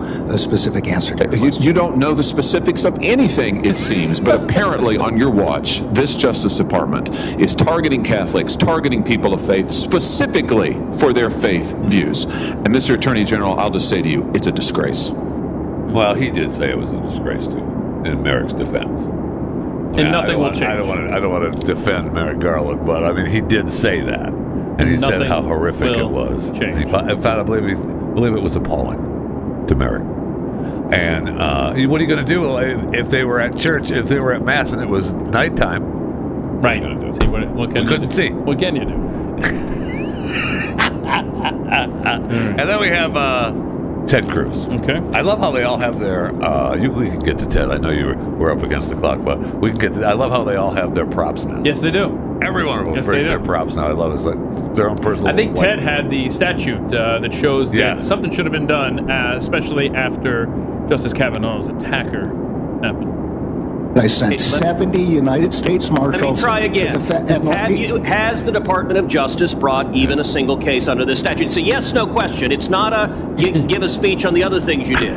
The job of the United States Marshals is to defend the lives. So the answer is no. Is to defend the lives of the justices, and that's our number one priority. They have. Why are you unwilling to say no? The answer is no. You know it's no. I know it's no. Everyone in this hearing room knows it's no. You're not willing to answer a question. Have you brought a case under this statute? Yes or no? As far as I know, we haven't, and what we have done is defended the lives of the justices with so over 70 U.S. Marshals. How do you decide which criminal statutes the DOJ enforces and which one it doesn't? The United States Marshals know that they have full authority. I recognize you want to give a separate speech. No, I don't want to. How do you decide which statutes you enforce and which ones you don't? The marshals on scene make that determination in light of the priority of defense. The marshals do not make a determination over whether to prosecute. You, the Attorney General, make a determination, and you spent 20 years as a judge, and you're perfectly content with justices being afraid for their children's lives, and you did nothing to prosecute it. Let's shift to another area. Can I answer the question? No, you cannot. You have refused to answer the question. I am answering your question. The Attorney General does not decide whether to arrest. How did you choose not to enforce this statute? The marshals on scene. Marshals don't make that decision. They do make the decision of whether to make an arrest. Prosecute someone? No, they don't. If they make marshals do not have prosecution. If they make an arrest, all right, then it goes to the marshals. Let's change topics because our time is limited. And I'm not happy with you. Okay, it's just one frustration after another with this guy. No question. Now you have two clips here. Yeah. Let's play the other one. Let's play the next Ted Cruz here. Yeah, this one. We've also seen across the country violent attacks to pregnancy centers by similar left-wing terrorist groups, including one graffiti of a firebomb building said Jane was here. Picture? Thank you. Okay. There have been attacks all over the country. And yet, the Department of Justice has not brought these violent criminals to justice. You contrast that. If you're a violent criminal and you attack a crisis pregnancy center, that is not a priority in the Biden Department of Justice. Contrast that to Mark Kjfk, who's a pro-life activist. He's a sidewalk counselor. And Damn sidewalk counselor. He had an altercation with someone who allegedly interfered with his son's personal space and threatened his son, and he pushed him. Now, in an ordinary world, pushing someone would be maybe a simple misdemeanor assault, but not under the Biden Department of Justice. If you're a pro-life activist, what can you expect? Well, in this instance, according to Mr. Houck's wife, 24 agents clad in body armor and ballistic helmets and shields and a battering ram showed up at his house pointing rifles at his family. Why do you send 24 agents in body armor to arrest a sidewalk counselor who happens to be pro-life, but you don't devote resources to prosecute people who are violently firebombing crisis pregnancies? It is a priority of the department to prosecute and investigate and find the people who are doing those fire bombings. They are doing it at night and in secret.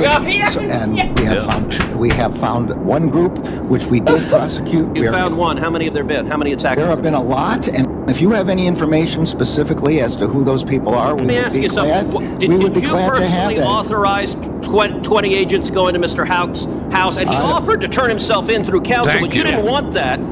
The Department of Justice wanted to make a show of it. Did you personally authorize it? And do you want to apologize to Mrs. Houck and her 7 children for being terrorized? The decisions about how to do that are made at the level of the FBI agents on scene. Did you know about it? Did you know about it? I did not know about it until the way you're describing it, and my understanding is the FBI disagrees with that description.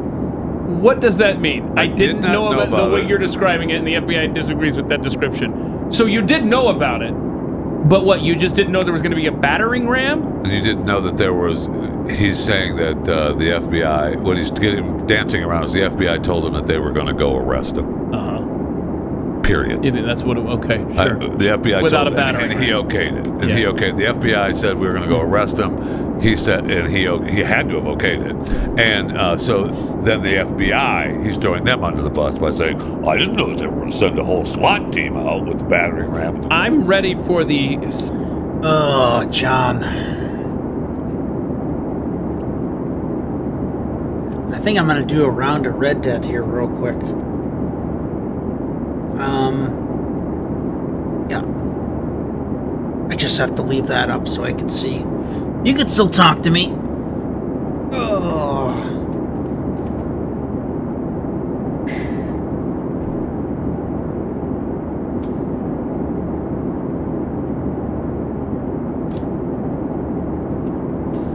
Money.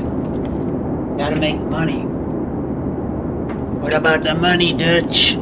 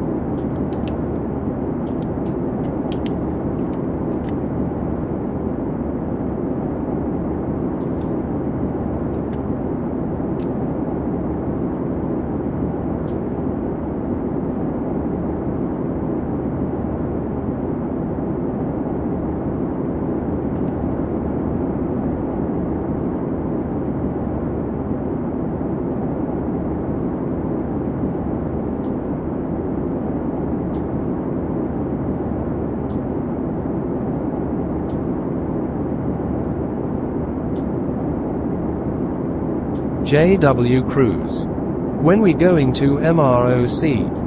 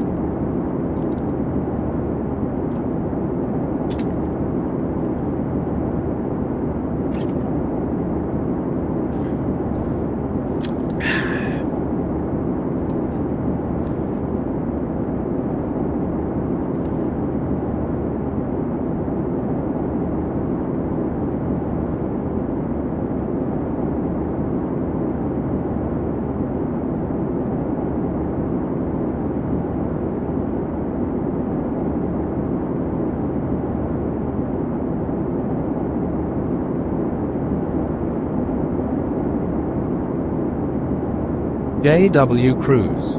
For fuck's sake, what are you drinking in that McDonald's cup?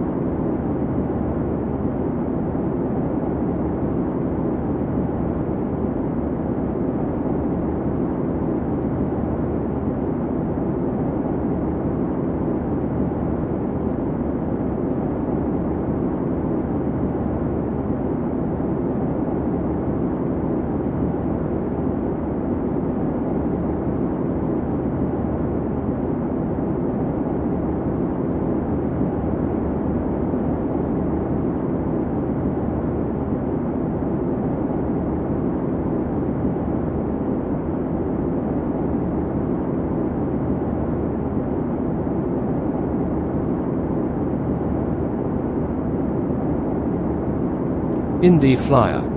Hello cunts.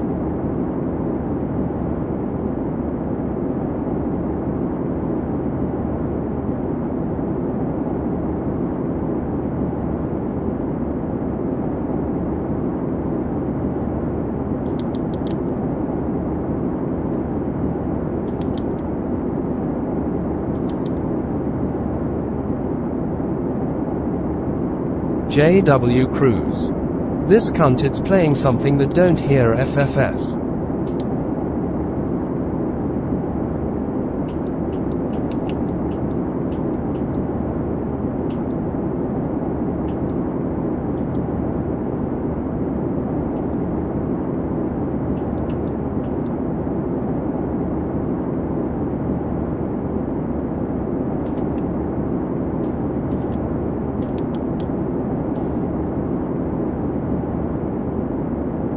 JW Cruz. I think he playing Ass Redemption.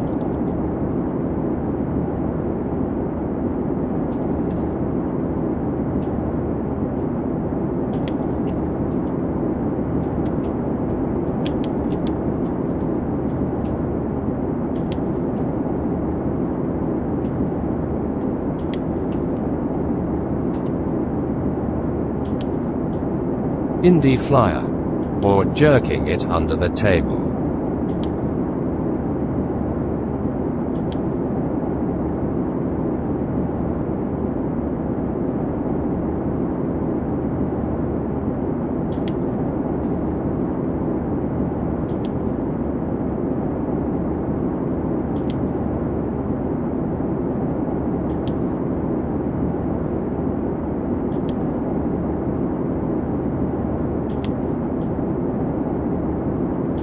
JW Cruz. Yay, for fuck's sake.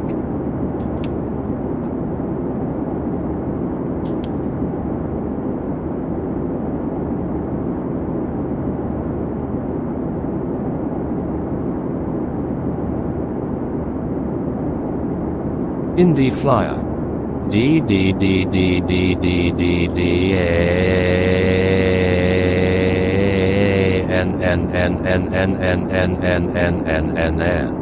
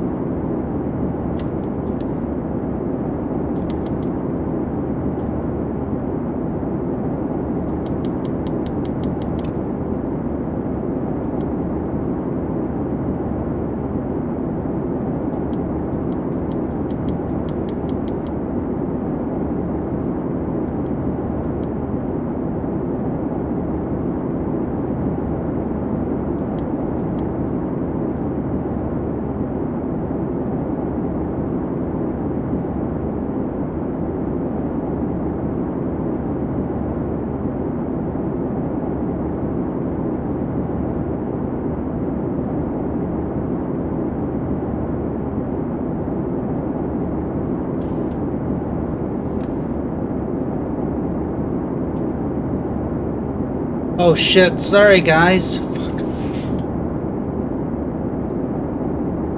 I didn't have the chat up. I couldn't see it. Damn it! Indie Flyer. FFS. I mean, I'm such a boring streamer, why have the chat up? So I'm just rolling in some Red Dead right now. J.W. Cruz. C-U-N-T-T-T-T. Jeez. Oh, gosh.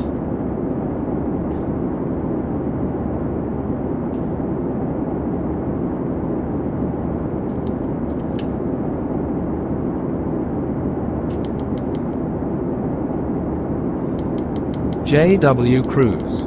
See, I knew he was plying ass dead.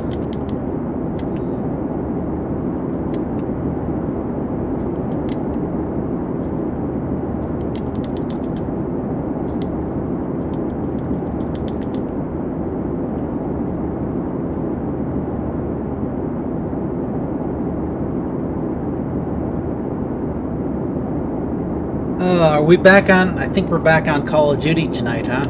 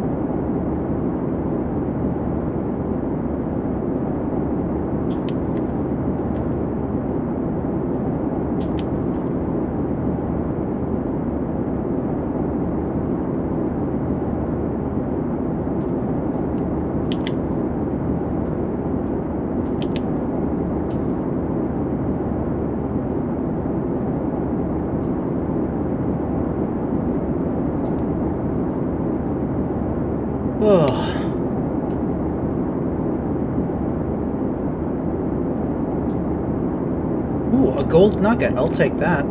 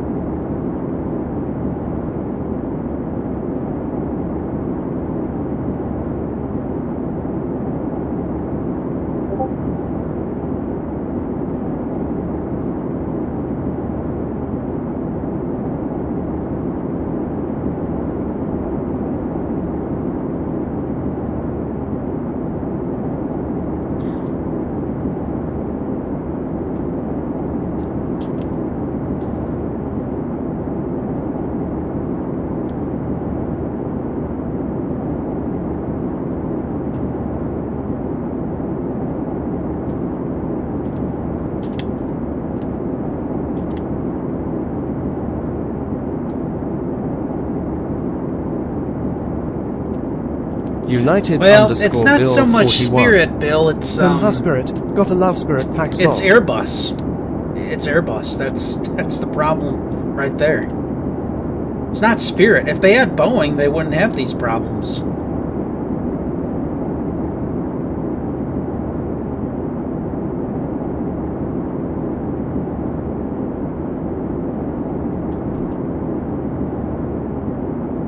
Indie Flyer. I flew Spirit. I had a good experience.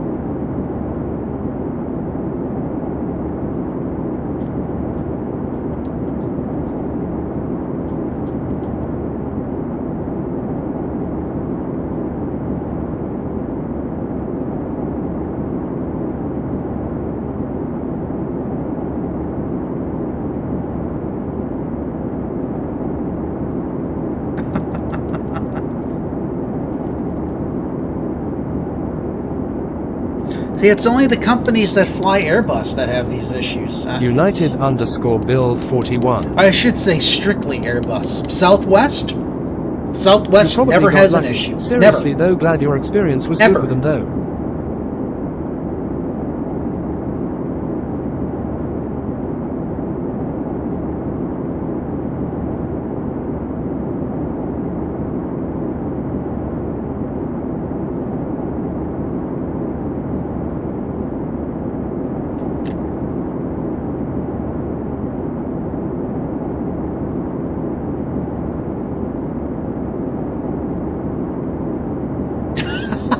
I might be able to, yeah.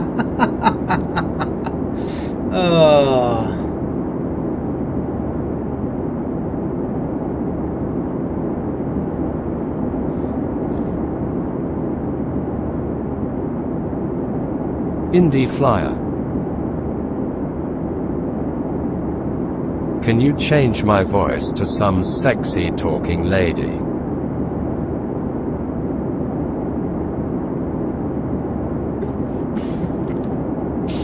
Oh, gosh.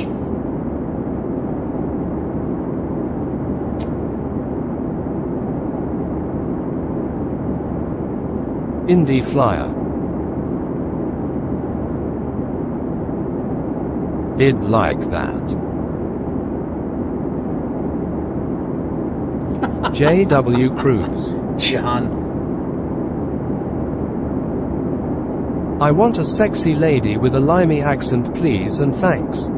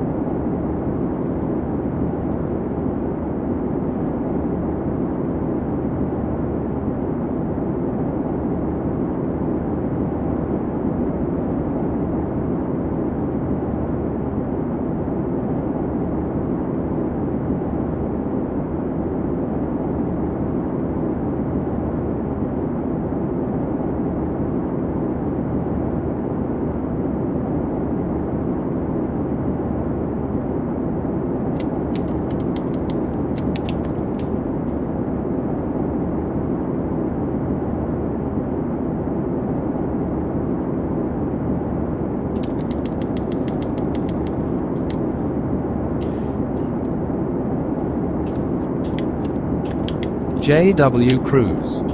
Doing Alaska LAX to DCA.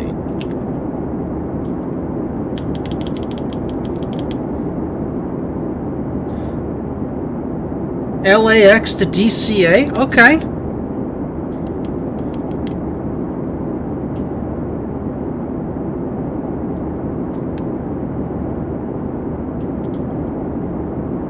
United _ Bill 41.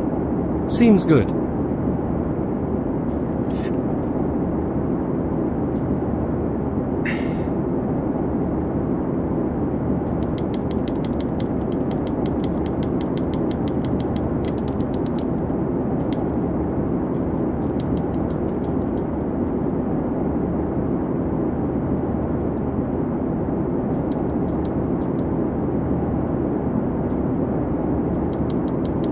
United _ Bill 41. Question mark, question mark.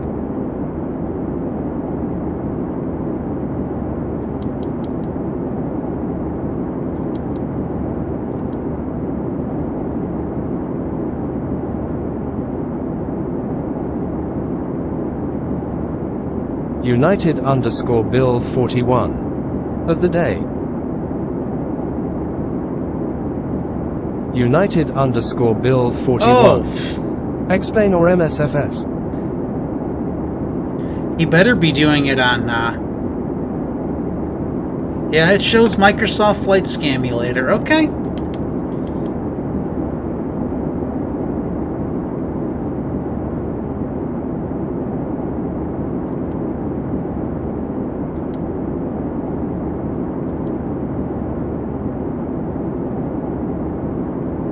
JW Cruise. LUL.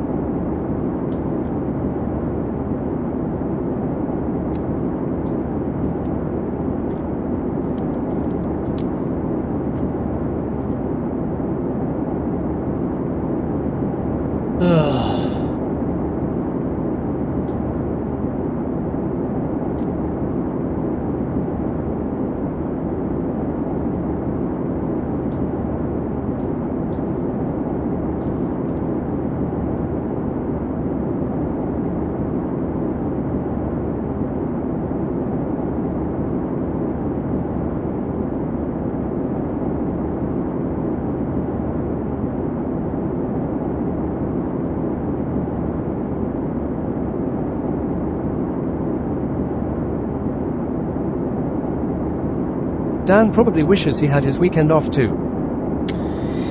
Yeah, well, I mean, I'll be off today and tomorrow, so that's kind of like a weekend, but I don't know. Every month I like to take the 3 days off, Friday, Saturday, Sunday, but that's fine, whatever.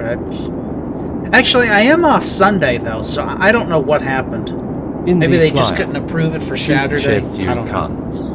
JW Cruise. Shooter ship is when back. I did Yep. my bid, I told them I want Thursday, Friday, and Saturday. Shoot the ship. Shooter I ship. don't want Sunday morn and Tuesday. Those a boring day off, so I told him to fuck off. I want these days.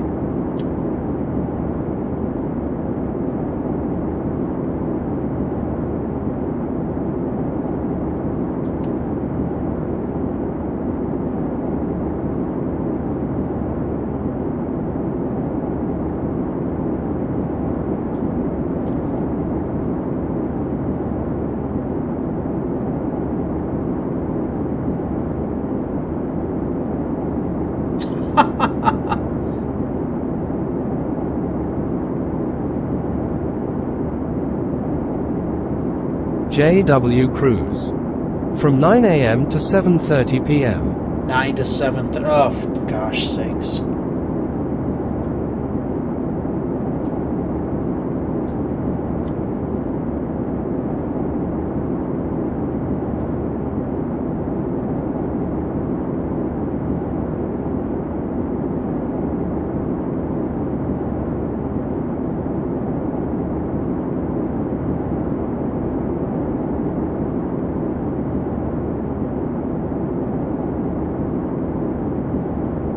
JW Cruz. I can't do to early IHTE it cause I get home super tired, and I don't wanna do nothing, just sleep. Oh, John, yeah, that's what I do most of the time, yeah. I just, you know, get home, do my thing, you know, and then, yeah, that's it, go to bed.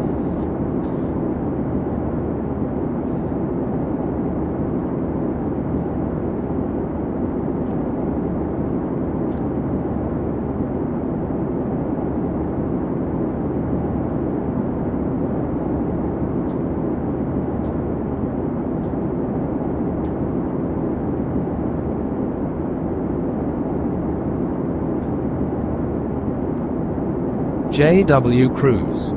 For fuck's sake.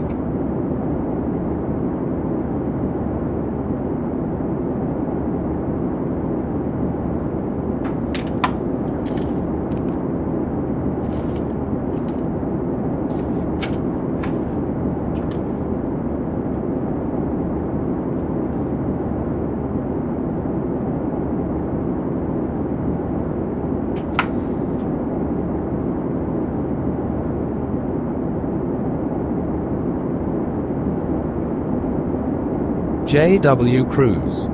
Well, I guess I'm going back to XP fuck off microscam FFS. No. Let's see here.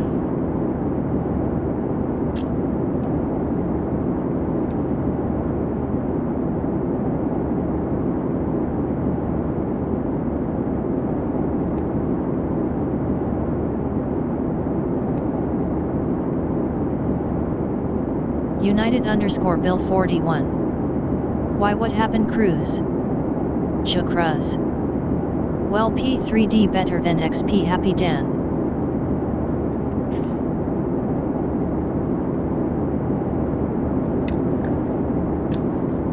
Oh gosh. There you go. There's your sexy girl voice.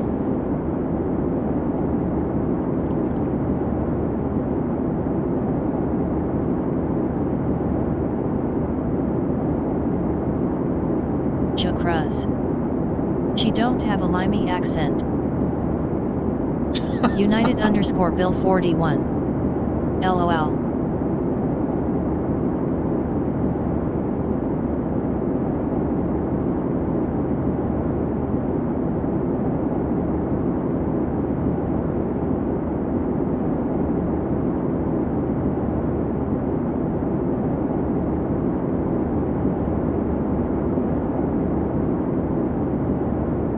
Chukras.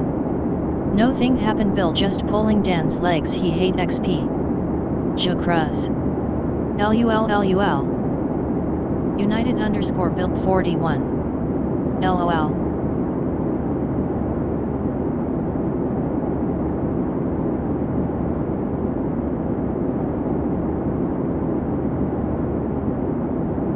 Indie Flyer.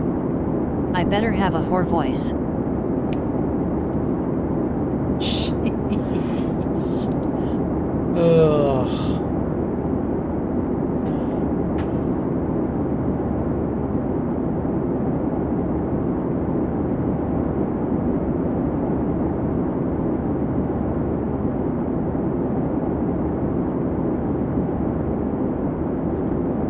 Chukras. But we did got scammed on Alaska for sure, and South America, didn't we, Dan? Oh yeah. Yes.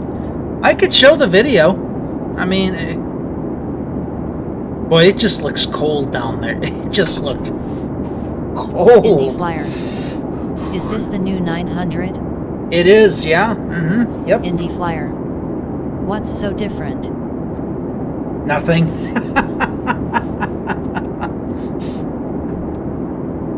Indie Flyer. LMAO.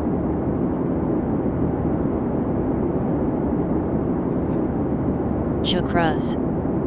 Longer ass. Well, yeah, I mean, it's a little, yeah. It's, yeah.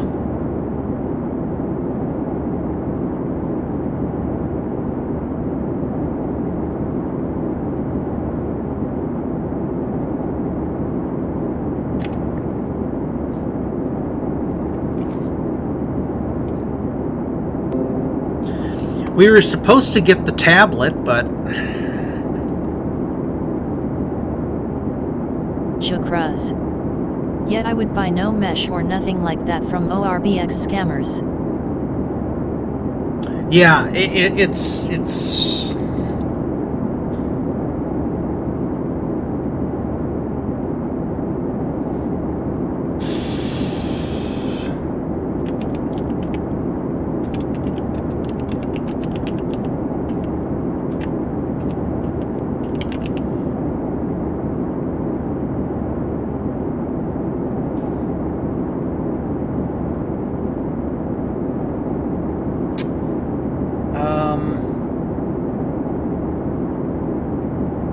Chakras. We had that problem when comparing in South America, remember, Dan? Yeah, it's...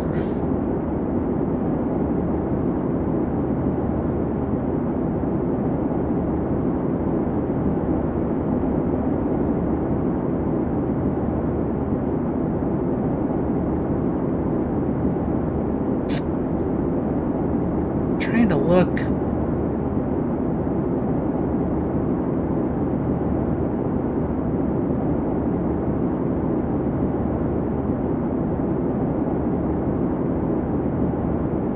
Well, okay. I think this is probably the best video.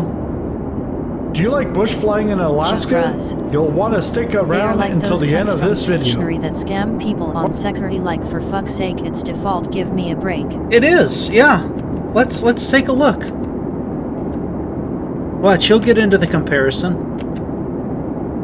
Here we are, right here.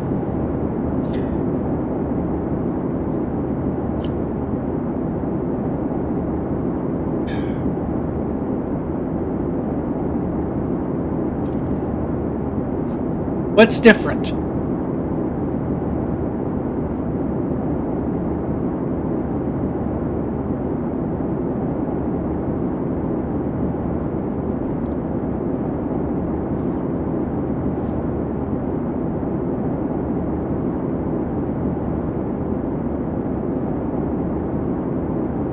Just a total waste of money. It really is. Chakras. If you can point it out.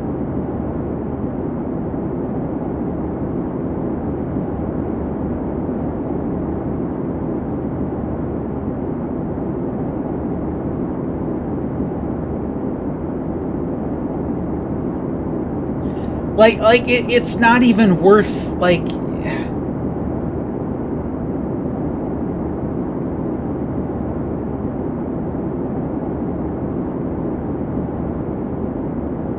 Like, okay, it's a little bit more rigid. Here, Dan. Look, it's a little bit more rigid.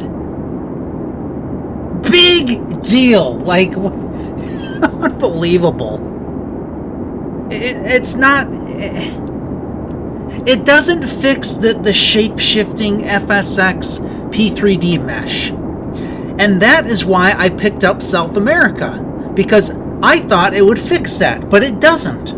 They're lying to you.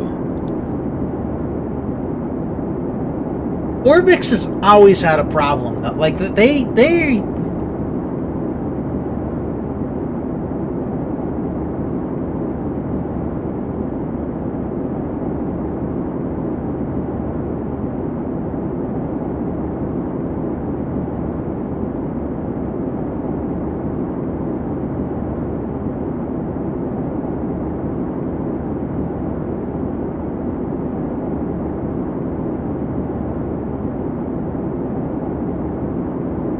I mean, what's the difference here? What's the difference? There is none. Oh my gosh.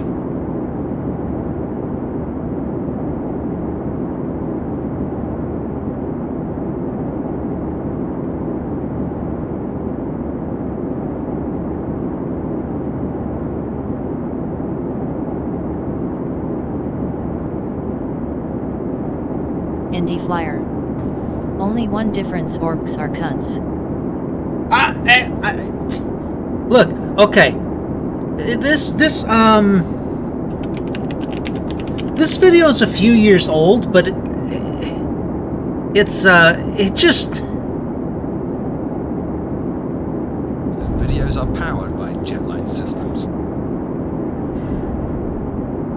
Hello YouTube, this is Frugal, and this is a different kind of vlog, because I made a statement in this week's news show where I said that the problem with this airport right here, Orbex Southampton Airport for X-Plane, is that it required a number of other products. And you can see here that the website has been changed. Okay, it now says you require only a free product. Now, when I actually made that news show, this was not the case. In fact, I have a screenshot of it, and we can look at a screenshot by looking at the comments on YouTube, because that's where I had to put it.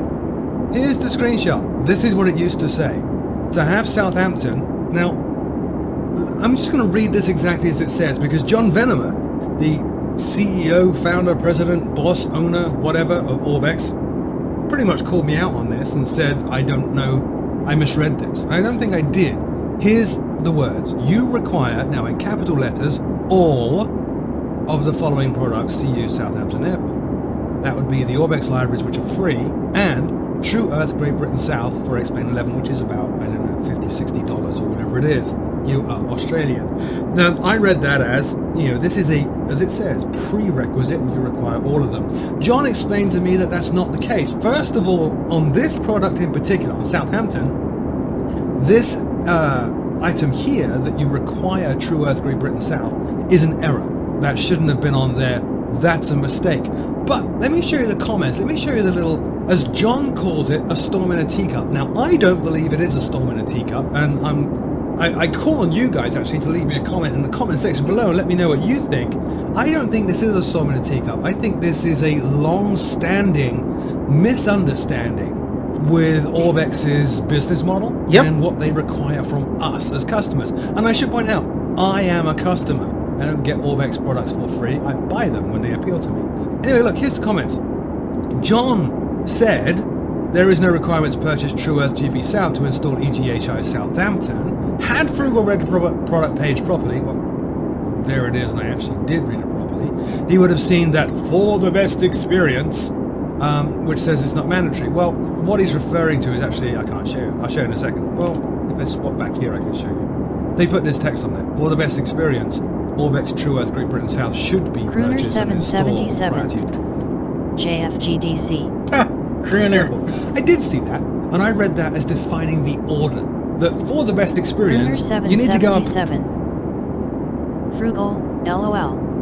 Yeah, he's exposing Orbex. Purchase and install this first, not second, but first, because down the bottom there it said it's a requirement. Anyway, that's what he said. So I pointed out, no, I read it correctly.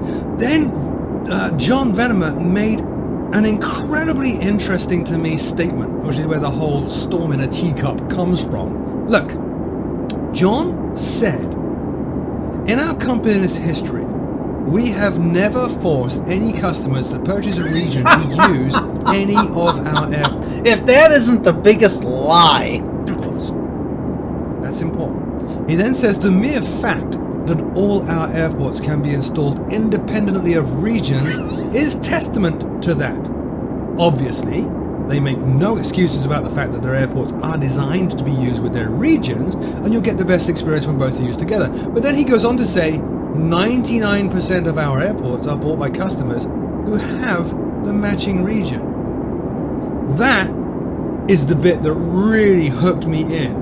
So John Venemer, founder, CEO, boss, manager, owner, grand poobah at Orbex, has said you don't need the regions to buy their airports. But every time that I've called out an Orbex product in my news show, I have always said, in addition to this airport, you will need to buy X, Y, and Z. And the reason I've said that is, let's go to their product page. I'm just going to choose something relatively random. So I'm going to go products. I'm going to go North America. I'm just going to scroll really fast up and down. Whoops. I'm going to go up and down. In fact, I'll use page up and page down a few times because I think I can do everything a little bit more faster and a little bit more somewhat random. Very unscientific randomness. Boom. And we're going to choose Half Moon Bay. Here's Half Moon Bay. Let's read this. Prerequisite. Now, the word prerequisite tends to imply this is a prerequisite. You must have this. And it actually says here, You require, not you are recommended, not you may, not you should, not we think you get the best experience. If you require at least one of the following: Orbex, Northern California. So what this is saying for Half Moon Bay here, which is a, let's look at US dollars, is a let's say $23 product. It's not $23.38. $23 product, right? To get this $23 product, according to the text on the product page, and all of Orbex's products say this, I'll show you that in a second, you require Northern California. So let's go and look at Northern California. That was 23, Northern California, right here. I actually own it, I bought it, but I forget what that is. In fact, let me find another region, and I can tell you what that is. It's 54 Australian, so Northern Rockies here, it's going to be the same price. 38, let's say 39, so 23 plus 39, what is it, 59, it's over $60 US to get that one airport working properly, according to Orbex's website, which says, again, I've got to repeat the words, you require. Now let's scroll down here, actually, Northern Rockies, and see what it says. So there's nothing down here that says you need something else. So it's not just a standard part of their web template that says you must list another product that you require to buy. They can be fairly optional with that. But let's do this again. I'm going to scroll up and down, page up, page down a few times. Boom. Let's go Sedona. KSEZ Sedona. And we'll scroll on down here. You require FTX Global. FTX Global, we know, is probably the most expensive product that they have. It's a very good product, highly recommended. Where is it? I don't even know where it is. In fact, I can't even show you it, can I? Because I'm logged in. Let me log out of my account. Okay, products global. FTX Global, $99.95 Australian, $70 US, 55 pounds. Orbex Global. So to get that airport we just saw, I think it was Sedona, to get that, you would need to also purchase this $100 Australian product. That's what the web page says. But let's go back to my comments on my YouTube channel. We'll try to ignore the ones that started to curse at John a little bit. See, I called him out on this, and I said, look. Having done some more fact checking, what I'm reading is not what you're saying. What you say on your web page is you require, right? Now, all these years I've been letting my viewers know that this people scammed us for a long time. Yep. They want to go and buy XYZ airport. They are required to go and buy this other stuff. So the fact that John up here says 99% of our airports are bought by customers who bought the matching region, I wonder if that means 99% of the customers who are buying these airports think exactly the same thing I have thought about and reported on for years now, which is you can't buy an airport from Orbex without buying the matching region. Perhaps that's why 90% of the customers are buying airports as well as the matching region. And it's interesting that the first time I call Orbex out in a video and say, look, I really don't like this practice, is the only time they correct me and point out, actually, the regions are optional. Never has that been pointed out to me before. Let's go on down here. I'm going to skip past rude words there. But John says, storm in a teacup, we allow anyone to buy our airports without the recommended or required, if you will. Well, no, John, not if I will, if you will. Your website says required when we look at these products. It's not if I will, it's you. Let's go and look at whatever the hell that is pronounced as. We'll scroll on down. Look, prerequisites. You require Crooner 777. Cocksucking crooks. I know. You see what I'm saying? It's not optional. It's not recommended, according to the text on the page. But that's the key point here. Apparently it is. Flyer. But anyway, let's carry on reading it. Ha ha ha. Let's come in. Crooner All required if you will. Read. Fucking squareheads over there. The airports won't be as integrated and blended into the terrain if you do, but they work fine and we don't stop anyone doing so. That's fine. That's the same as every other company out there. Fly Tampa's regions, Fly Tampa's cities and airports aren't tightly integrated into the surrounding terrain a lot of the time, and that's just fine. I don't care, because most of the time I'm at 40,000 feet, and it's only in the last, 15 miles that I'm close enough to actually notice, so who cares? But anyway, as I've said a few times now, that's not how they were designed. In fact, Orbex has never made an airport for default FSXP3D. It was only when we began making X-plane airports that we added terrain around it Indy Flyer. more cohesive. They can play with my hair by my taint. So everybody just can catch up. But the key is here, this. We allow anyone to buy our air. But, I mean, you guys get the gist of it.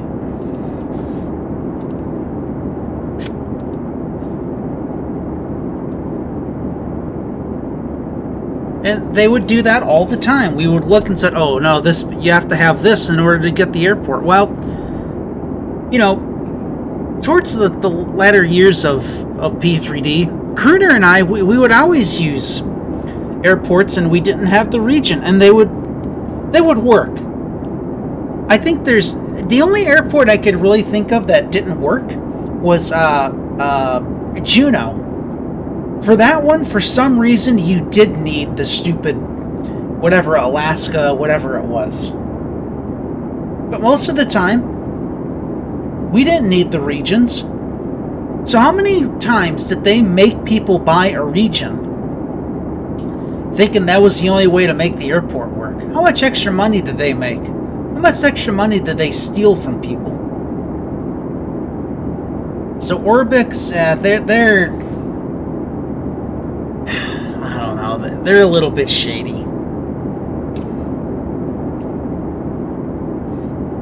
And see now, Crooner 777. We got your money, cunts. See now, they don't make anything for Microsoft, do they? Because we don't need their ass anymore. They tried to scam us with some mesh products, but yeah, Juneau was different. They tried to scam us with some mesh products, but I mean, look at this. You don't need Orbix anymore. What do you need Orbix for? I'll shake my ass for you, Crooner.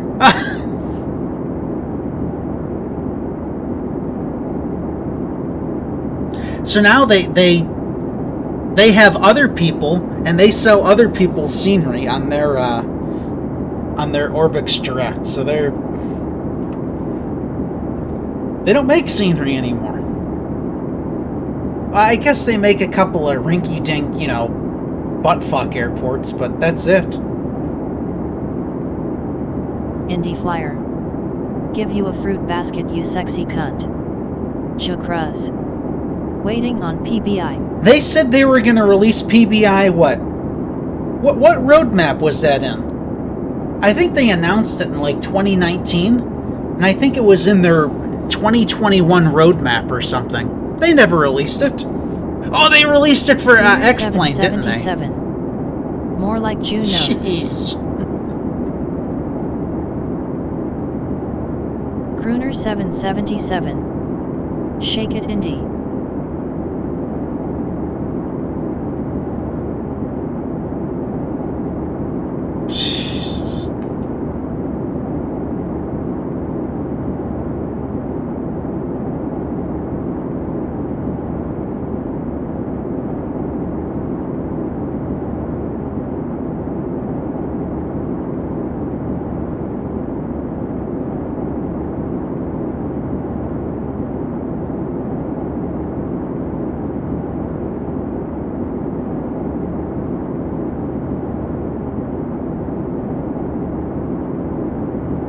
Chakras. They got us really good, those limey cunts. Yep.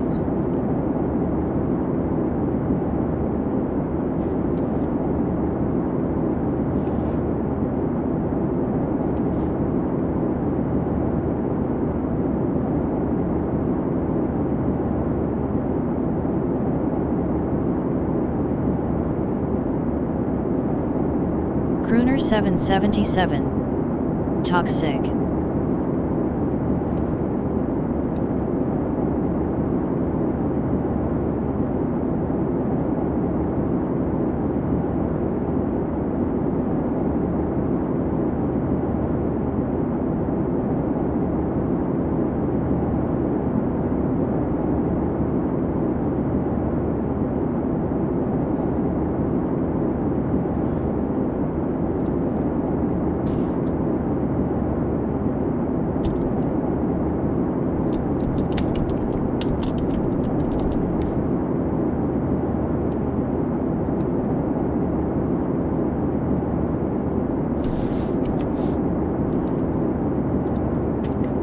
Indie Flyer.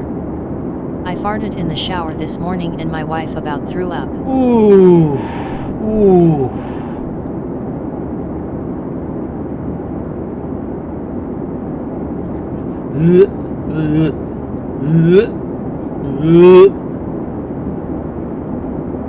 777.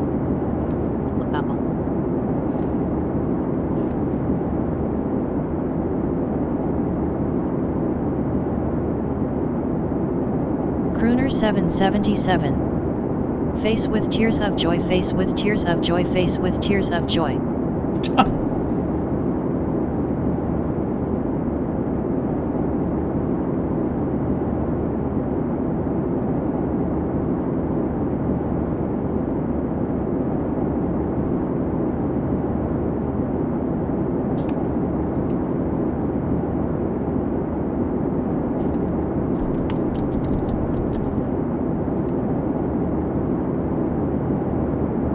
Flyer. I asked if she would stick her face by my hole and she said I was gross, so I just let her rip and she started gagging. Crooner 777. Air biscuit.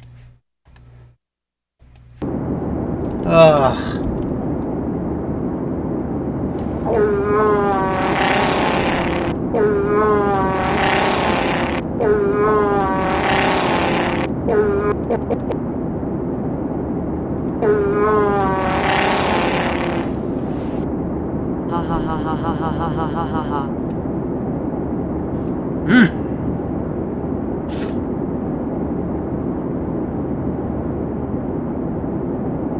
Indie Flyer. That fat pig, chewy fart.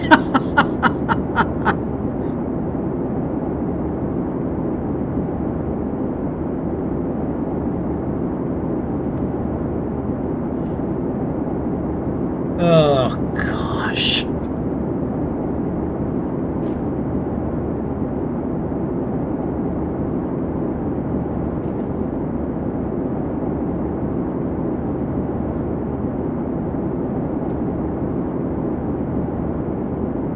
Crooner 777. Face with tears of joy.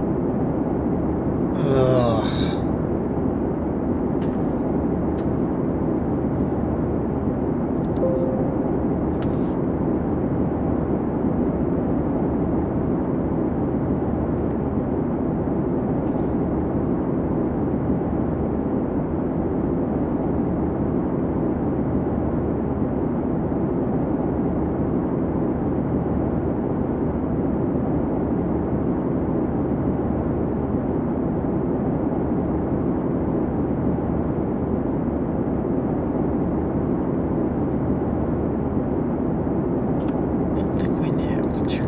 Back off. Crooner 777. Push harder and you get treats. Oof. Eee.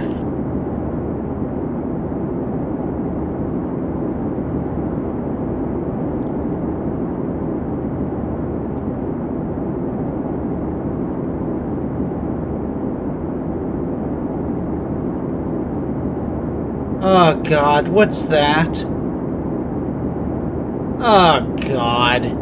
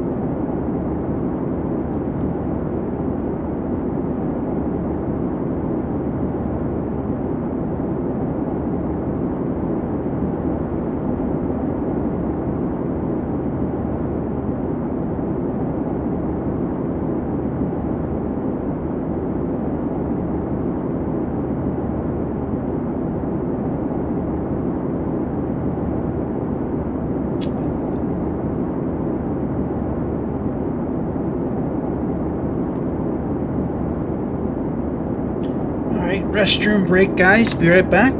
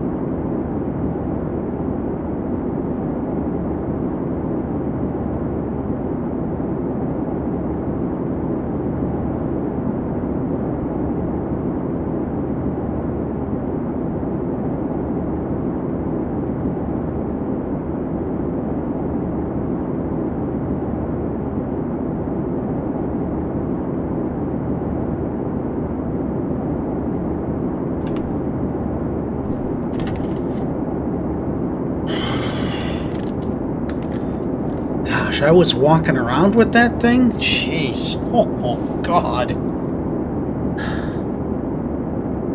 That was a log and a half.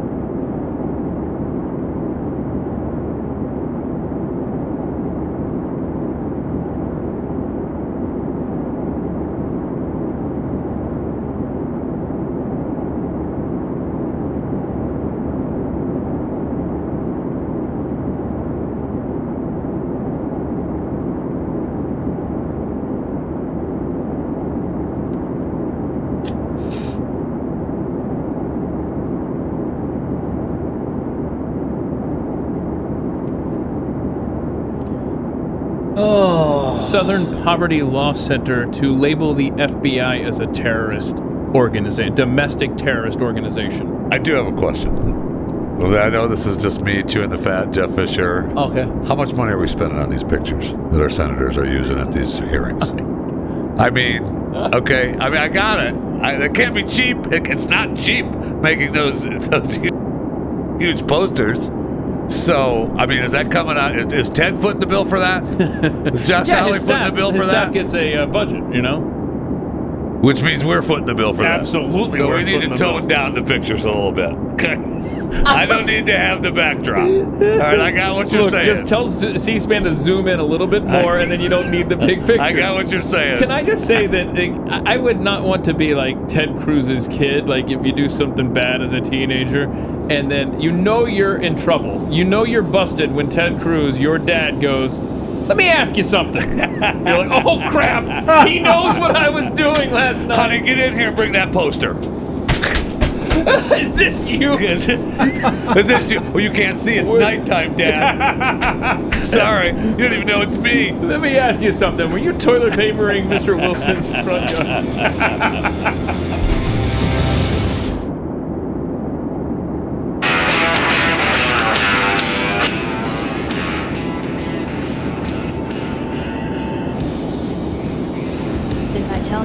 Pat Gray is here on the Blaze Radio Network.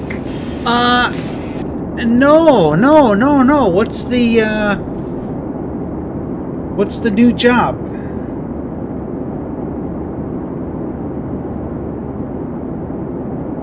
And you're relocating to Chicago.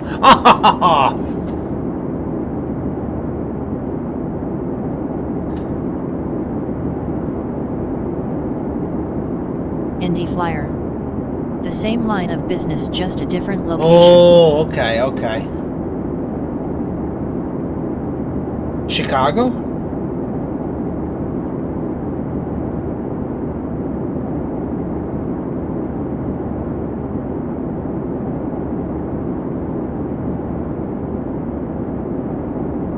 Indy Flyer. No, a block away from where I worked before. LOL. Oh, jeez.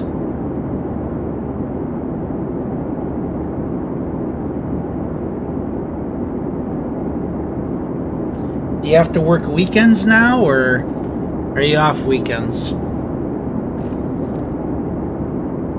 Indy Flyer. Nope. Damn.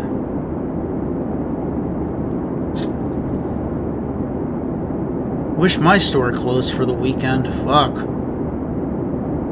Like, get your shit Friday night and that's it.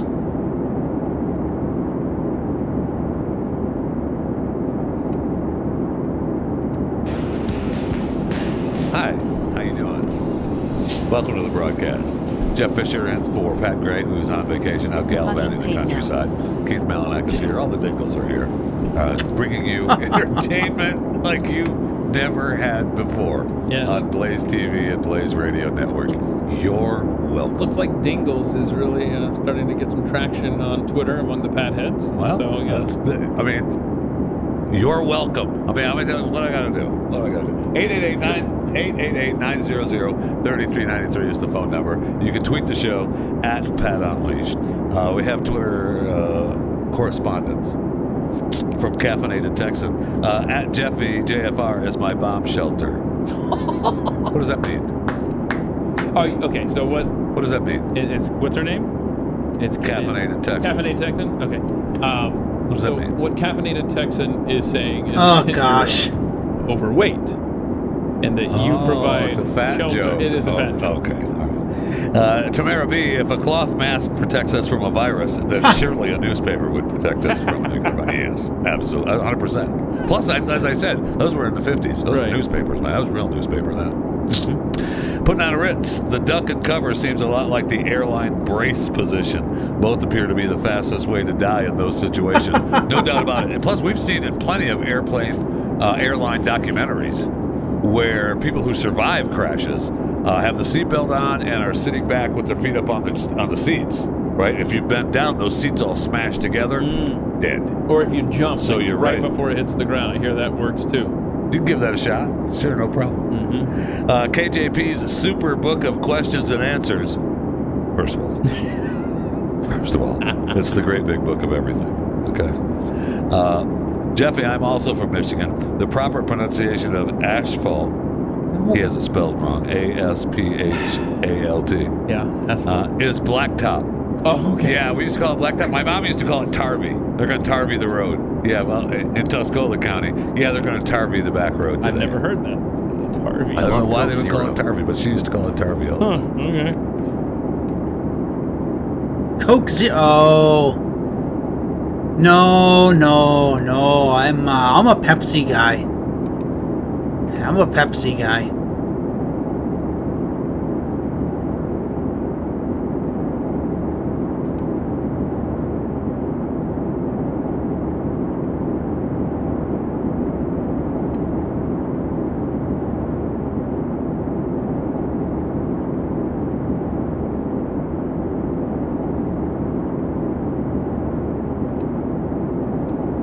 Crooner 777. Pepsi Zero.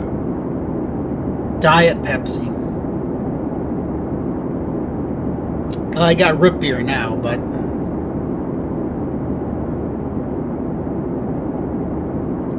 J.W. Cruz. Coke. Indie Flyer. Pepsi tastes like my ex-wife, dirty nasty snap. Well, that's, hey, so I like a little,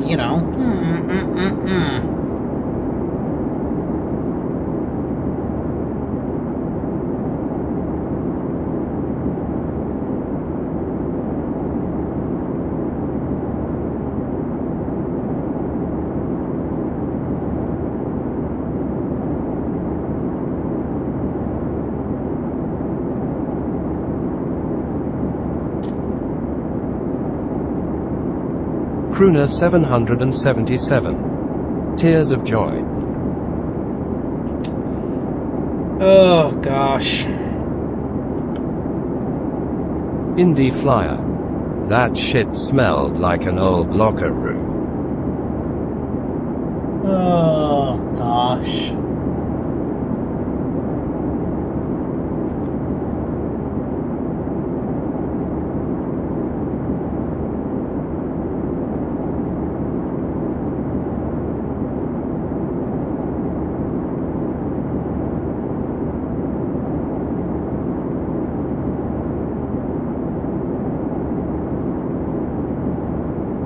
Indie Flyer. Awesome view. Yep, flying above our beautiful flat Earth.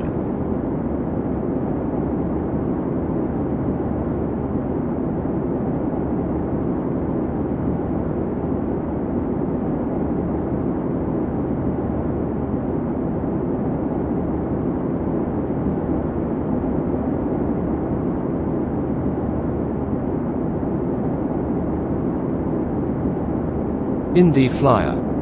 You need to start a donation on your stream for Indie to get a new computer. Oh, jeez.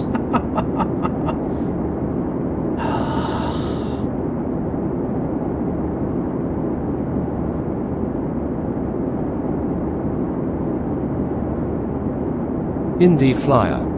I miss flying. Well, yeah, you'll have to... Yeah.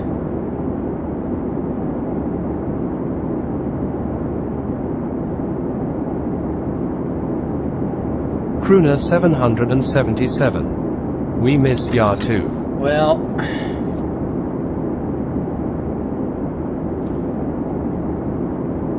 I mean, just... go out, get a computer, get a keyboard, get a mouse, get a Xbox controller. Then if you want to stream, like get a microphone. That's all you need. Indie Flyer. One monitor. I have everything but a computer. Everything.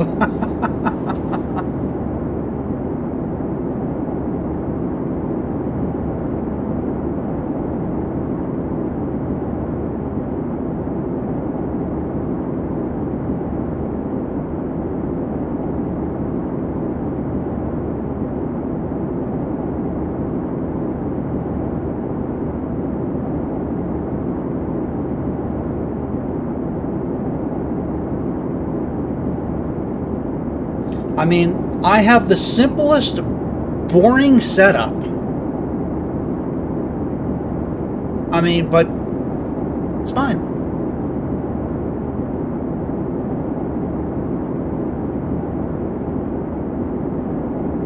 It works, yeah? In the flyer. It works.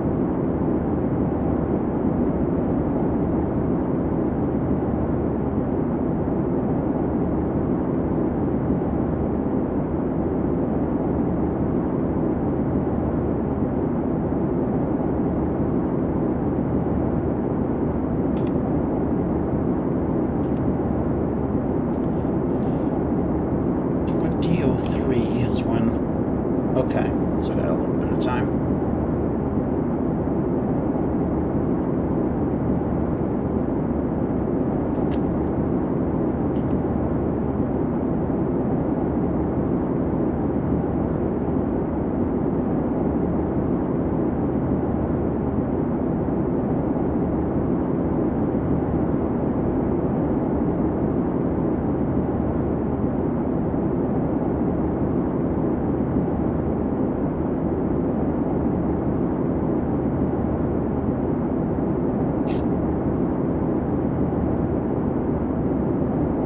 How do I set up donations? Oh, God, yeah. Now, see, I don't like all that because I don't like sites like PayPal and Zelle or Zelle, whatever it's called. I don't like those because you have to give them your bank information, your social security, and all that shit. It's I just don't. I don't like that.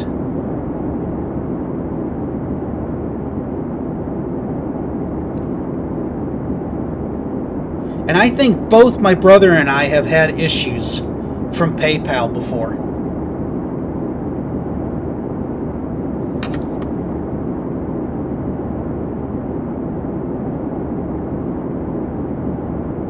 In the flyer.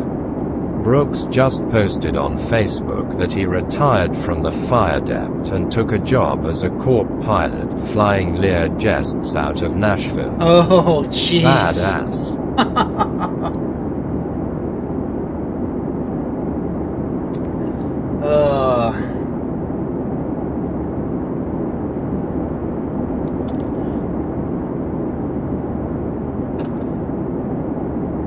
Well, it beats flying toilet paper in Alaska on a little, piss cutter. There's pilots that do that too.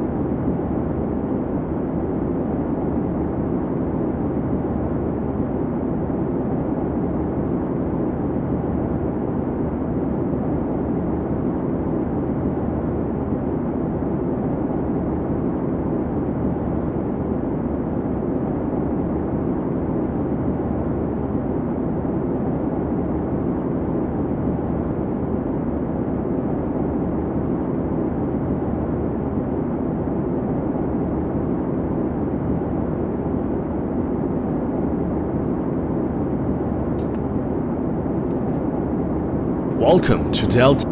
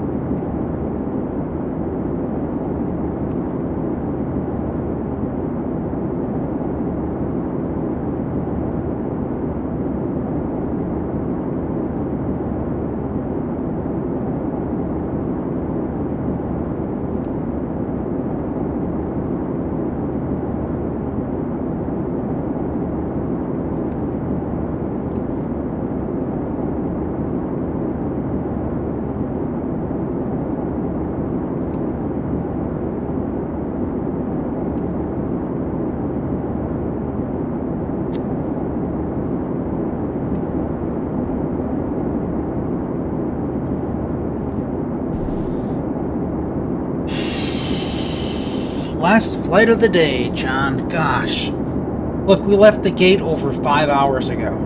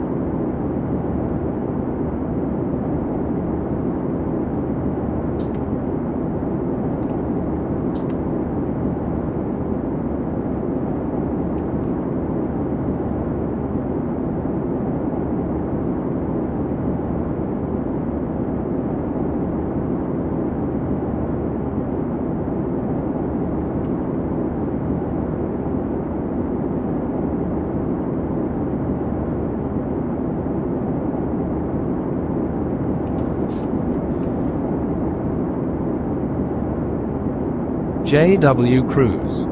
Just took off out of LAX. Oh, you going? Oh, that's right, DCA.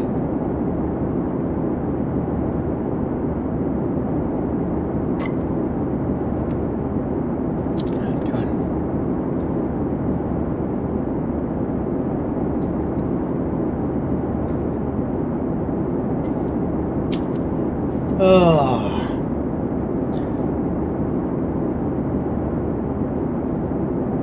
John, do you get the weird clouds as well? The weird graininess, pixelization around the edges? You still get that, right?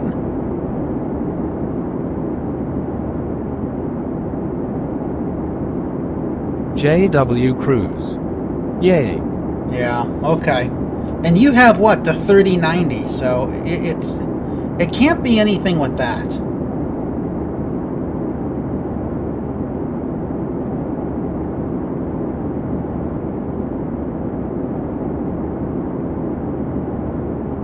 Man, if people are getting that on high-end cards,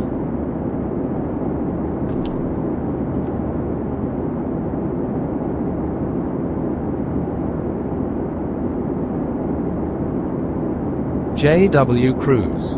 Yay, it's a microscam thing. yeah, okay. See, I keep thinking that there's gotta be a way, but maybe there isn't. It's just something on their end.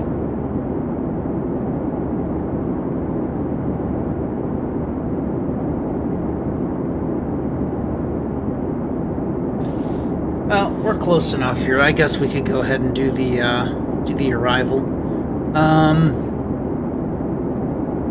What are they landing on? Portland.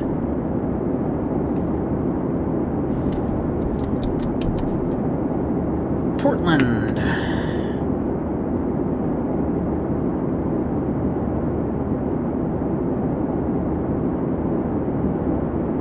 They're using the 2.8s, it looks like.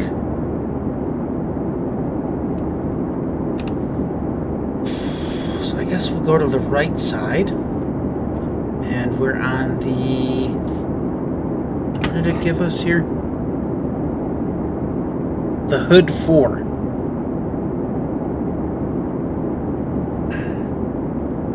Hood 4 for Janox.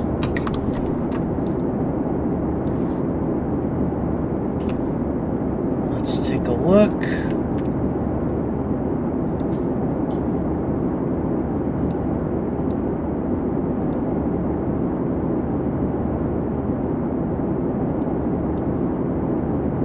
Okay.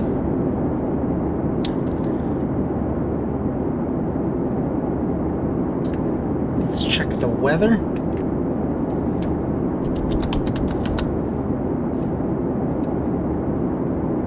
Broken clouds, 43.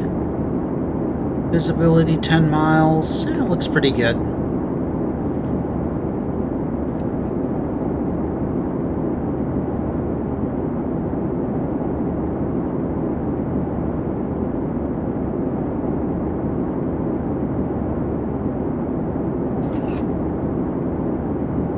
JW Cruz. I think microscam it's the future, Dan. No matter what I try to see XP as MSFS, it's the one to be on beside the stuff they do, but you're right. Yeah, it's...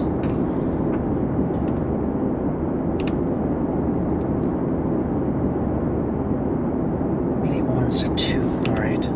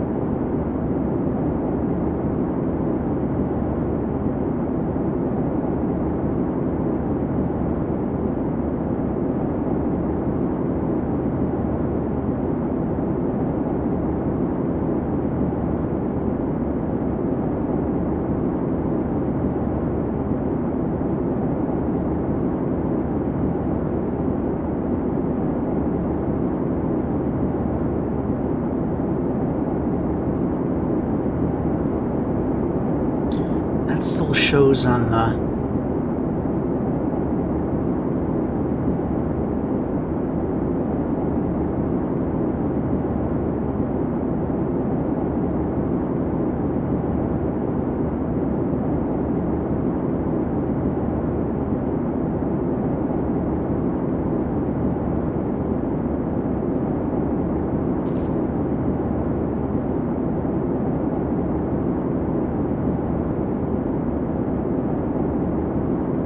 Yeah, it still kind of shows.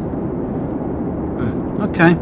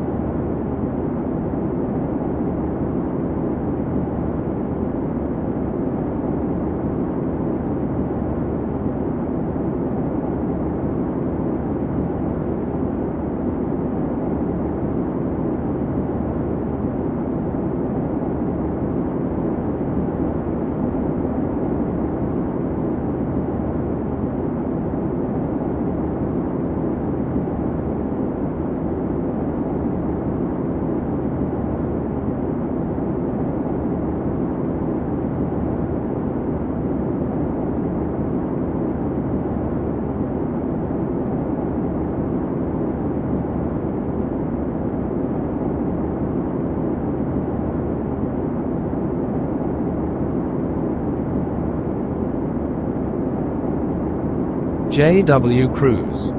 MIA at COD night or flight night? I think we might do some Call of Duty if they brought Ship Shoot back. Ship Shot Shoot, whatever it is. Ship House.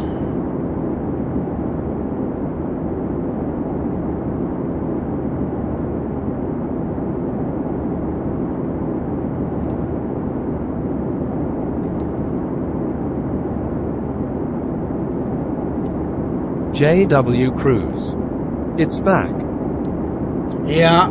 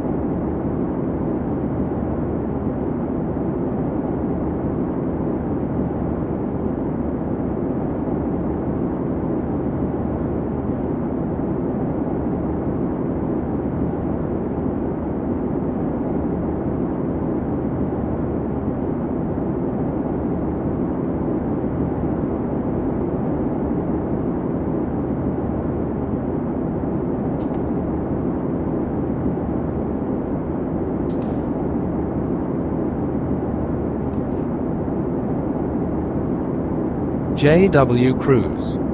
FF's this cunt der update every day.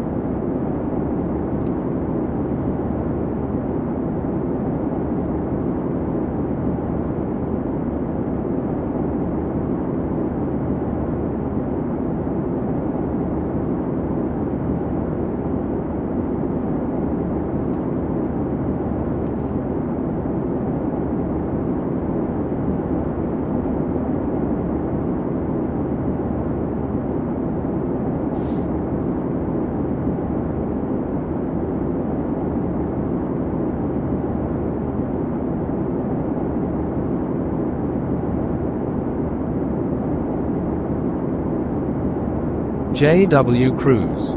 I just did 2 Prestige.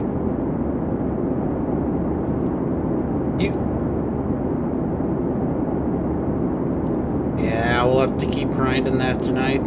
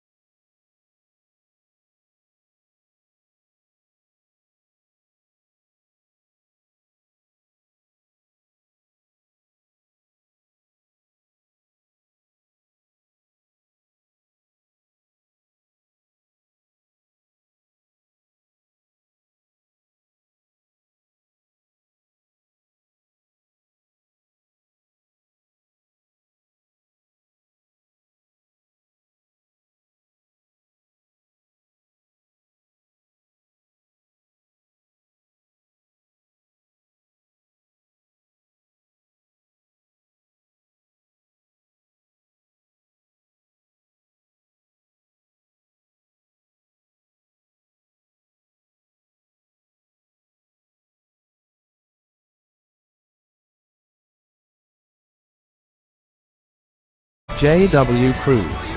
Roselle. I can't. 984 area code?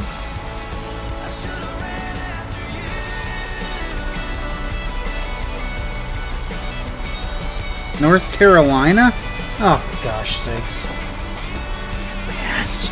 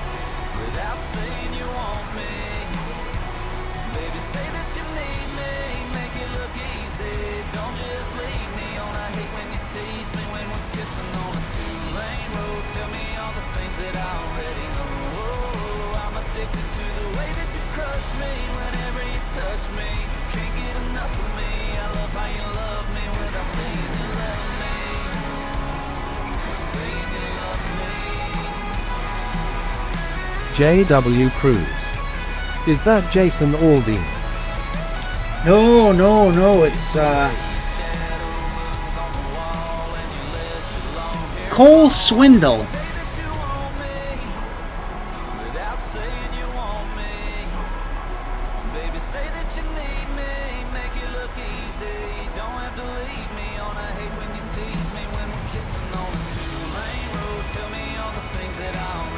Anti-icing? Yeah.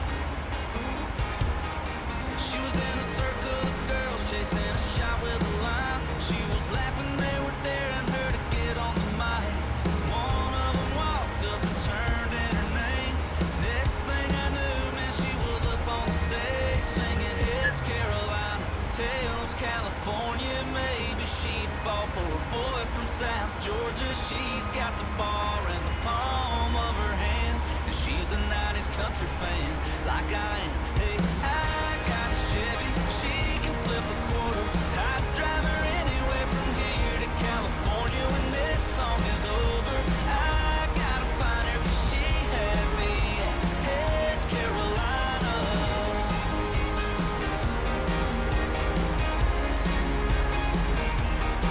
Yeah, she knew every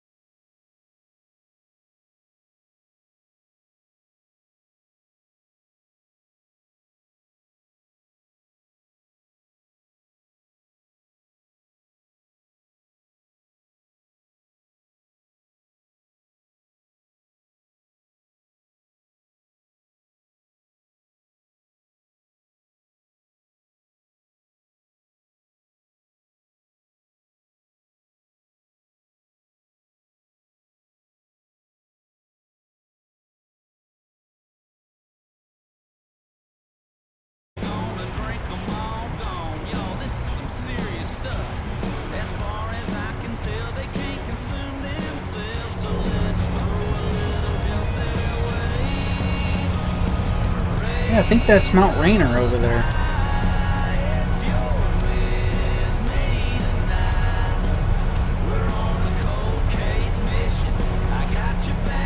Not Mountain Hood. Well, I think it is okay. It's just covered by the clouds.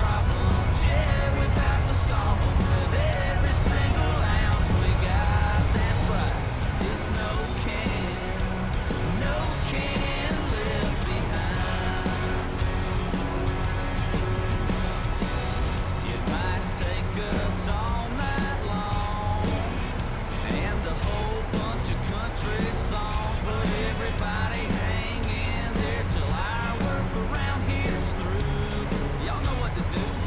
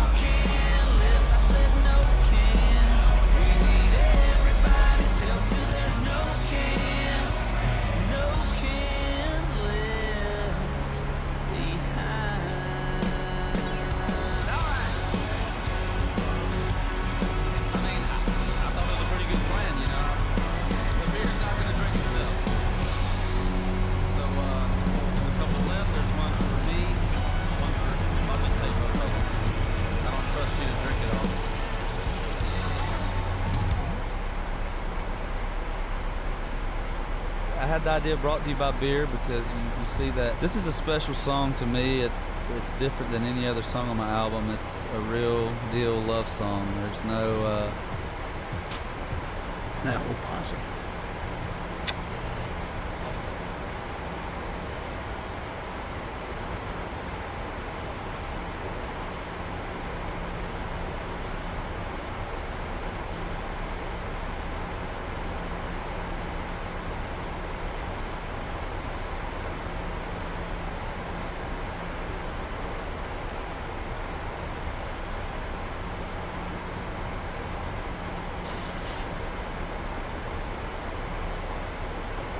We got rain.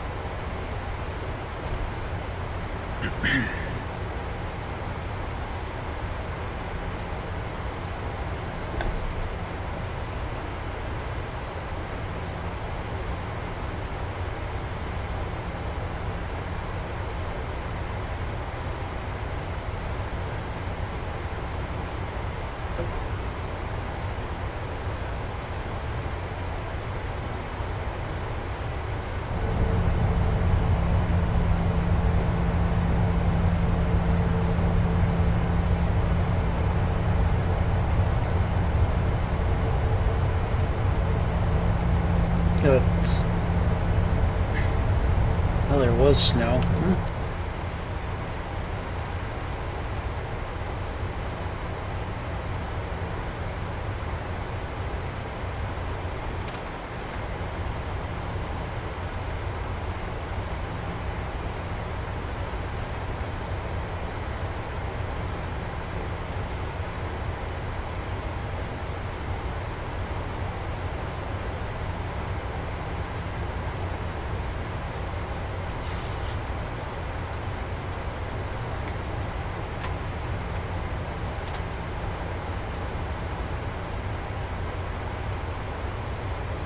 $2,500.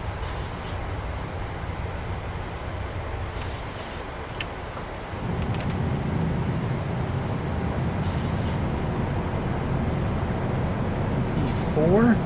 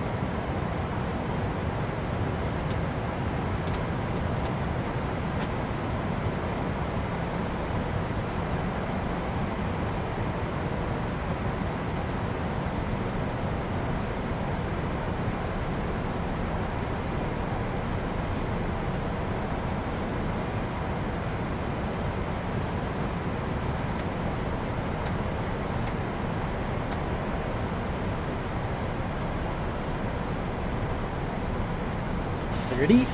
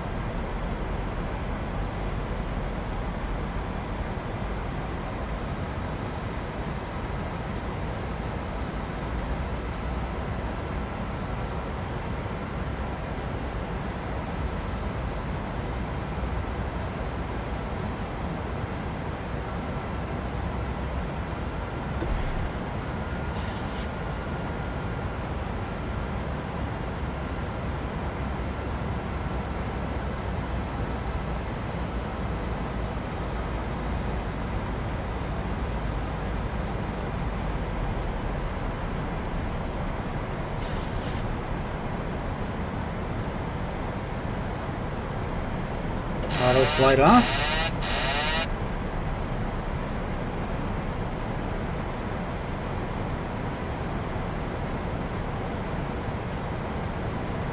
Oh, hang on.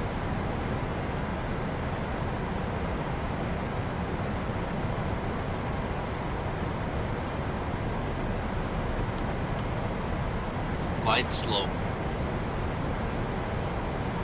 Glide slope. No. Glide slope.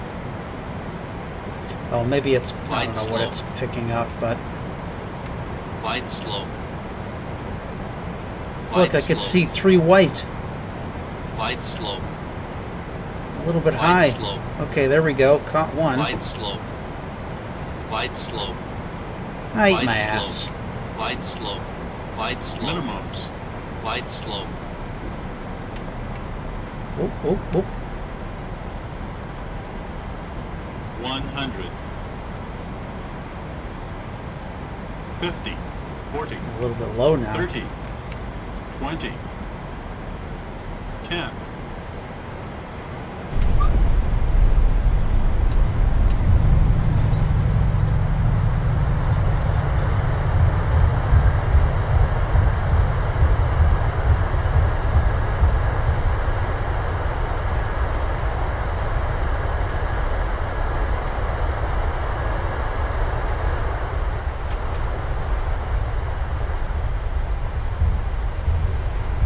JW Cruise.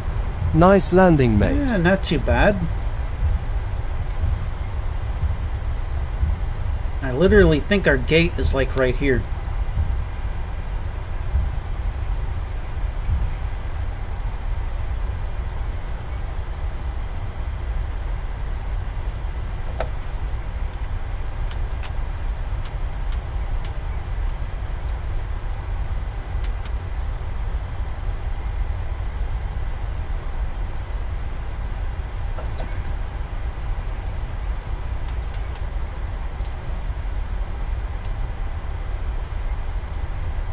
Get those up.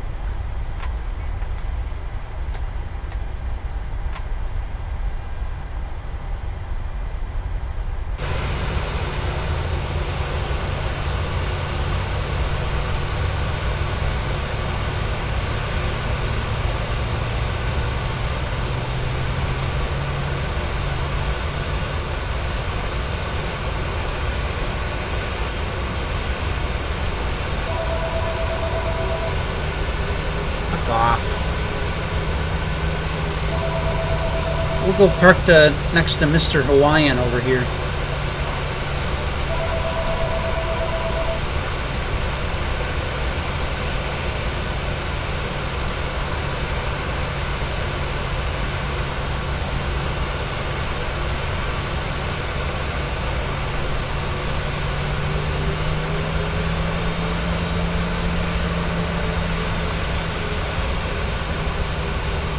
Watch, I bet he leaves right as we get to the gate.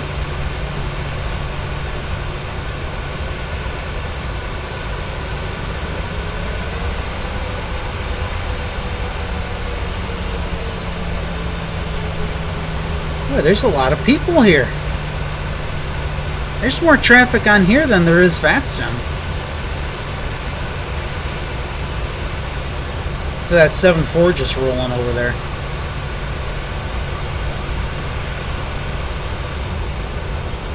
Oh God, look, he's...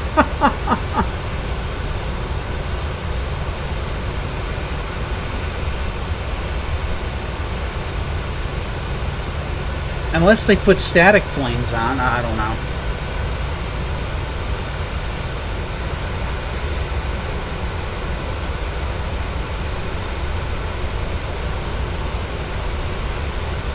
Yeah, they might be static planes, I don't know.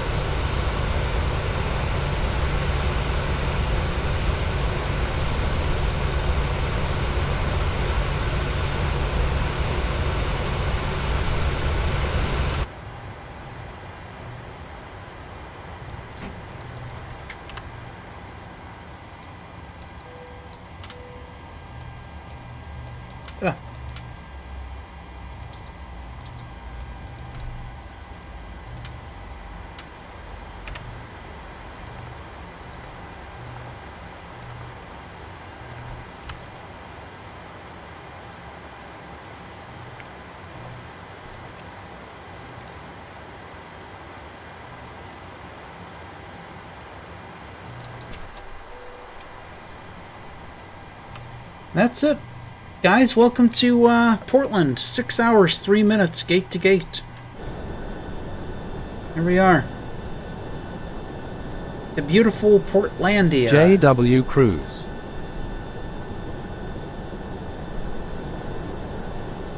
I think those are static plane. Yeah, I think so, yeah. Is there a way to get rid of them?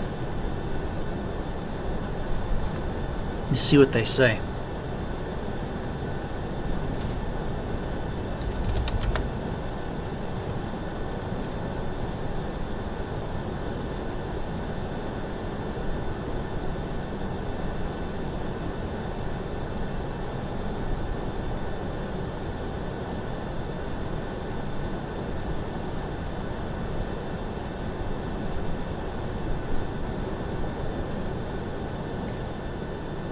Yeah, I don't know if there's a... maybe I'll JW Cruise. I hope so lol, those shit waste of space. Yeah, I don't know why,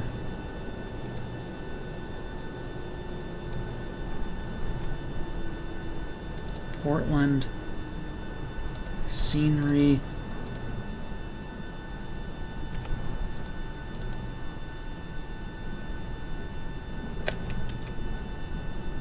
Yeah, I don't know why they decided to put static. You know, it's one thing, but then there's no way to like turn them off.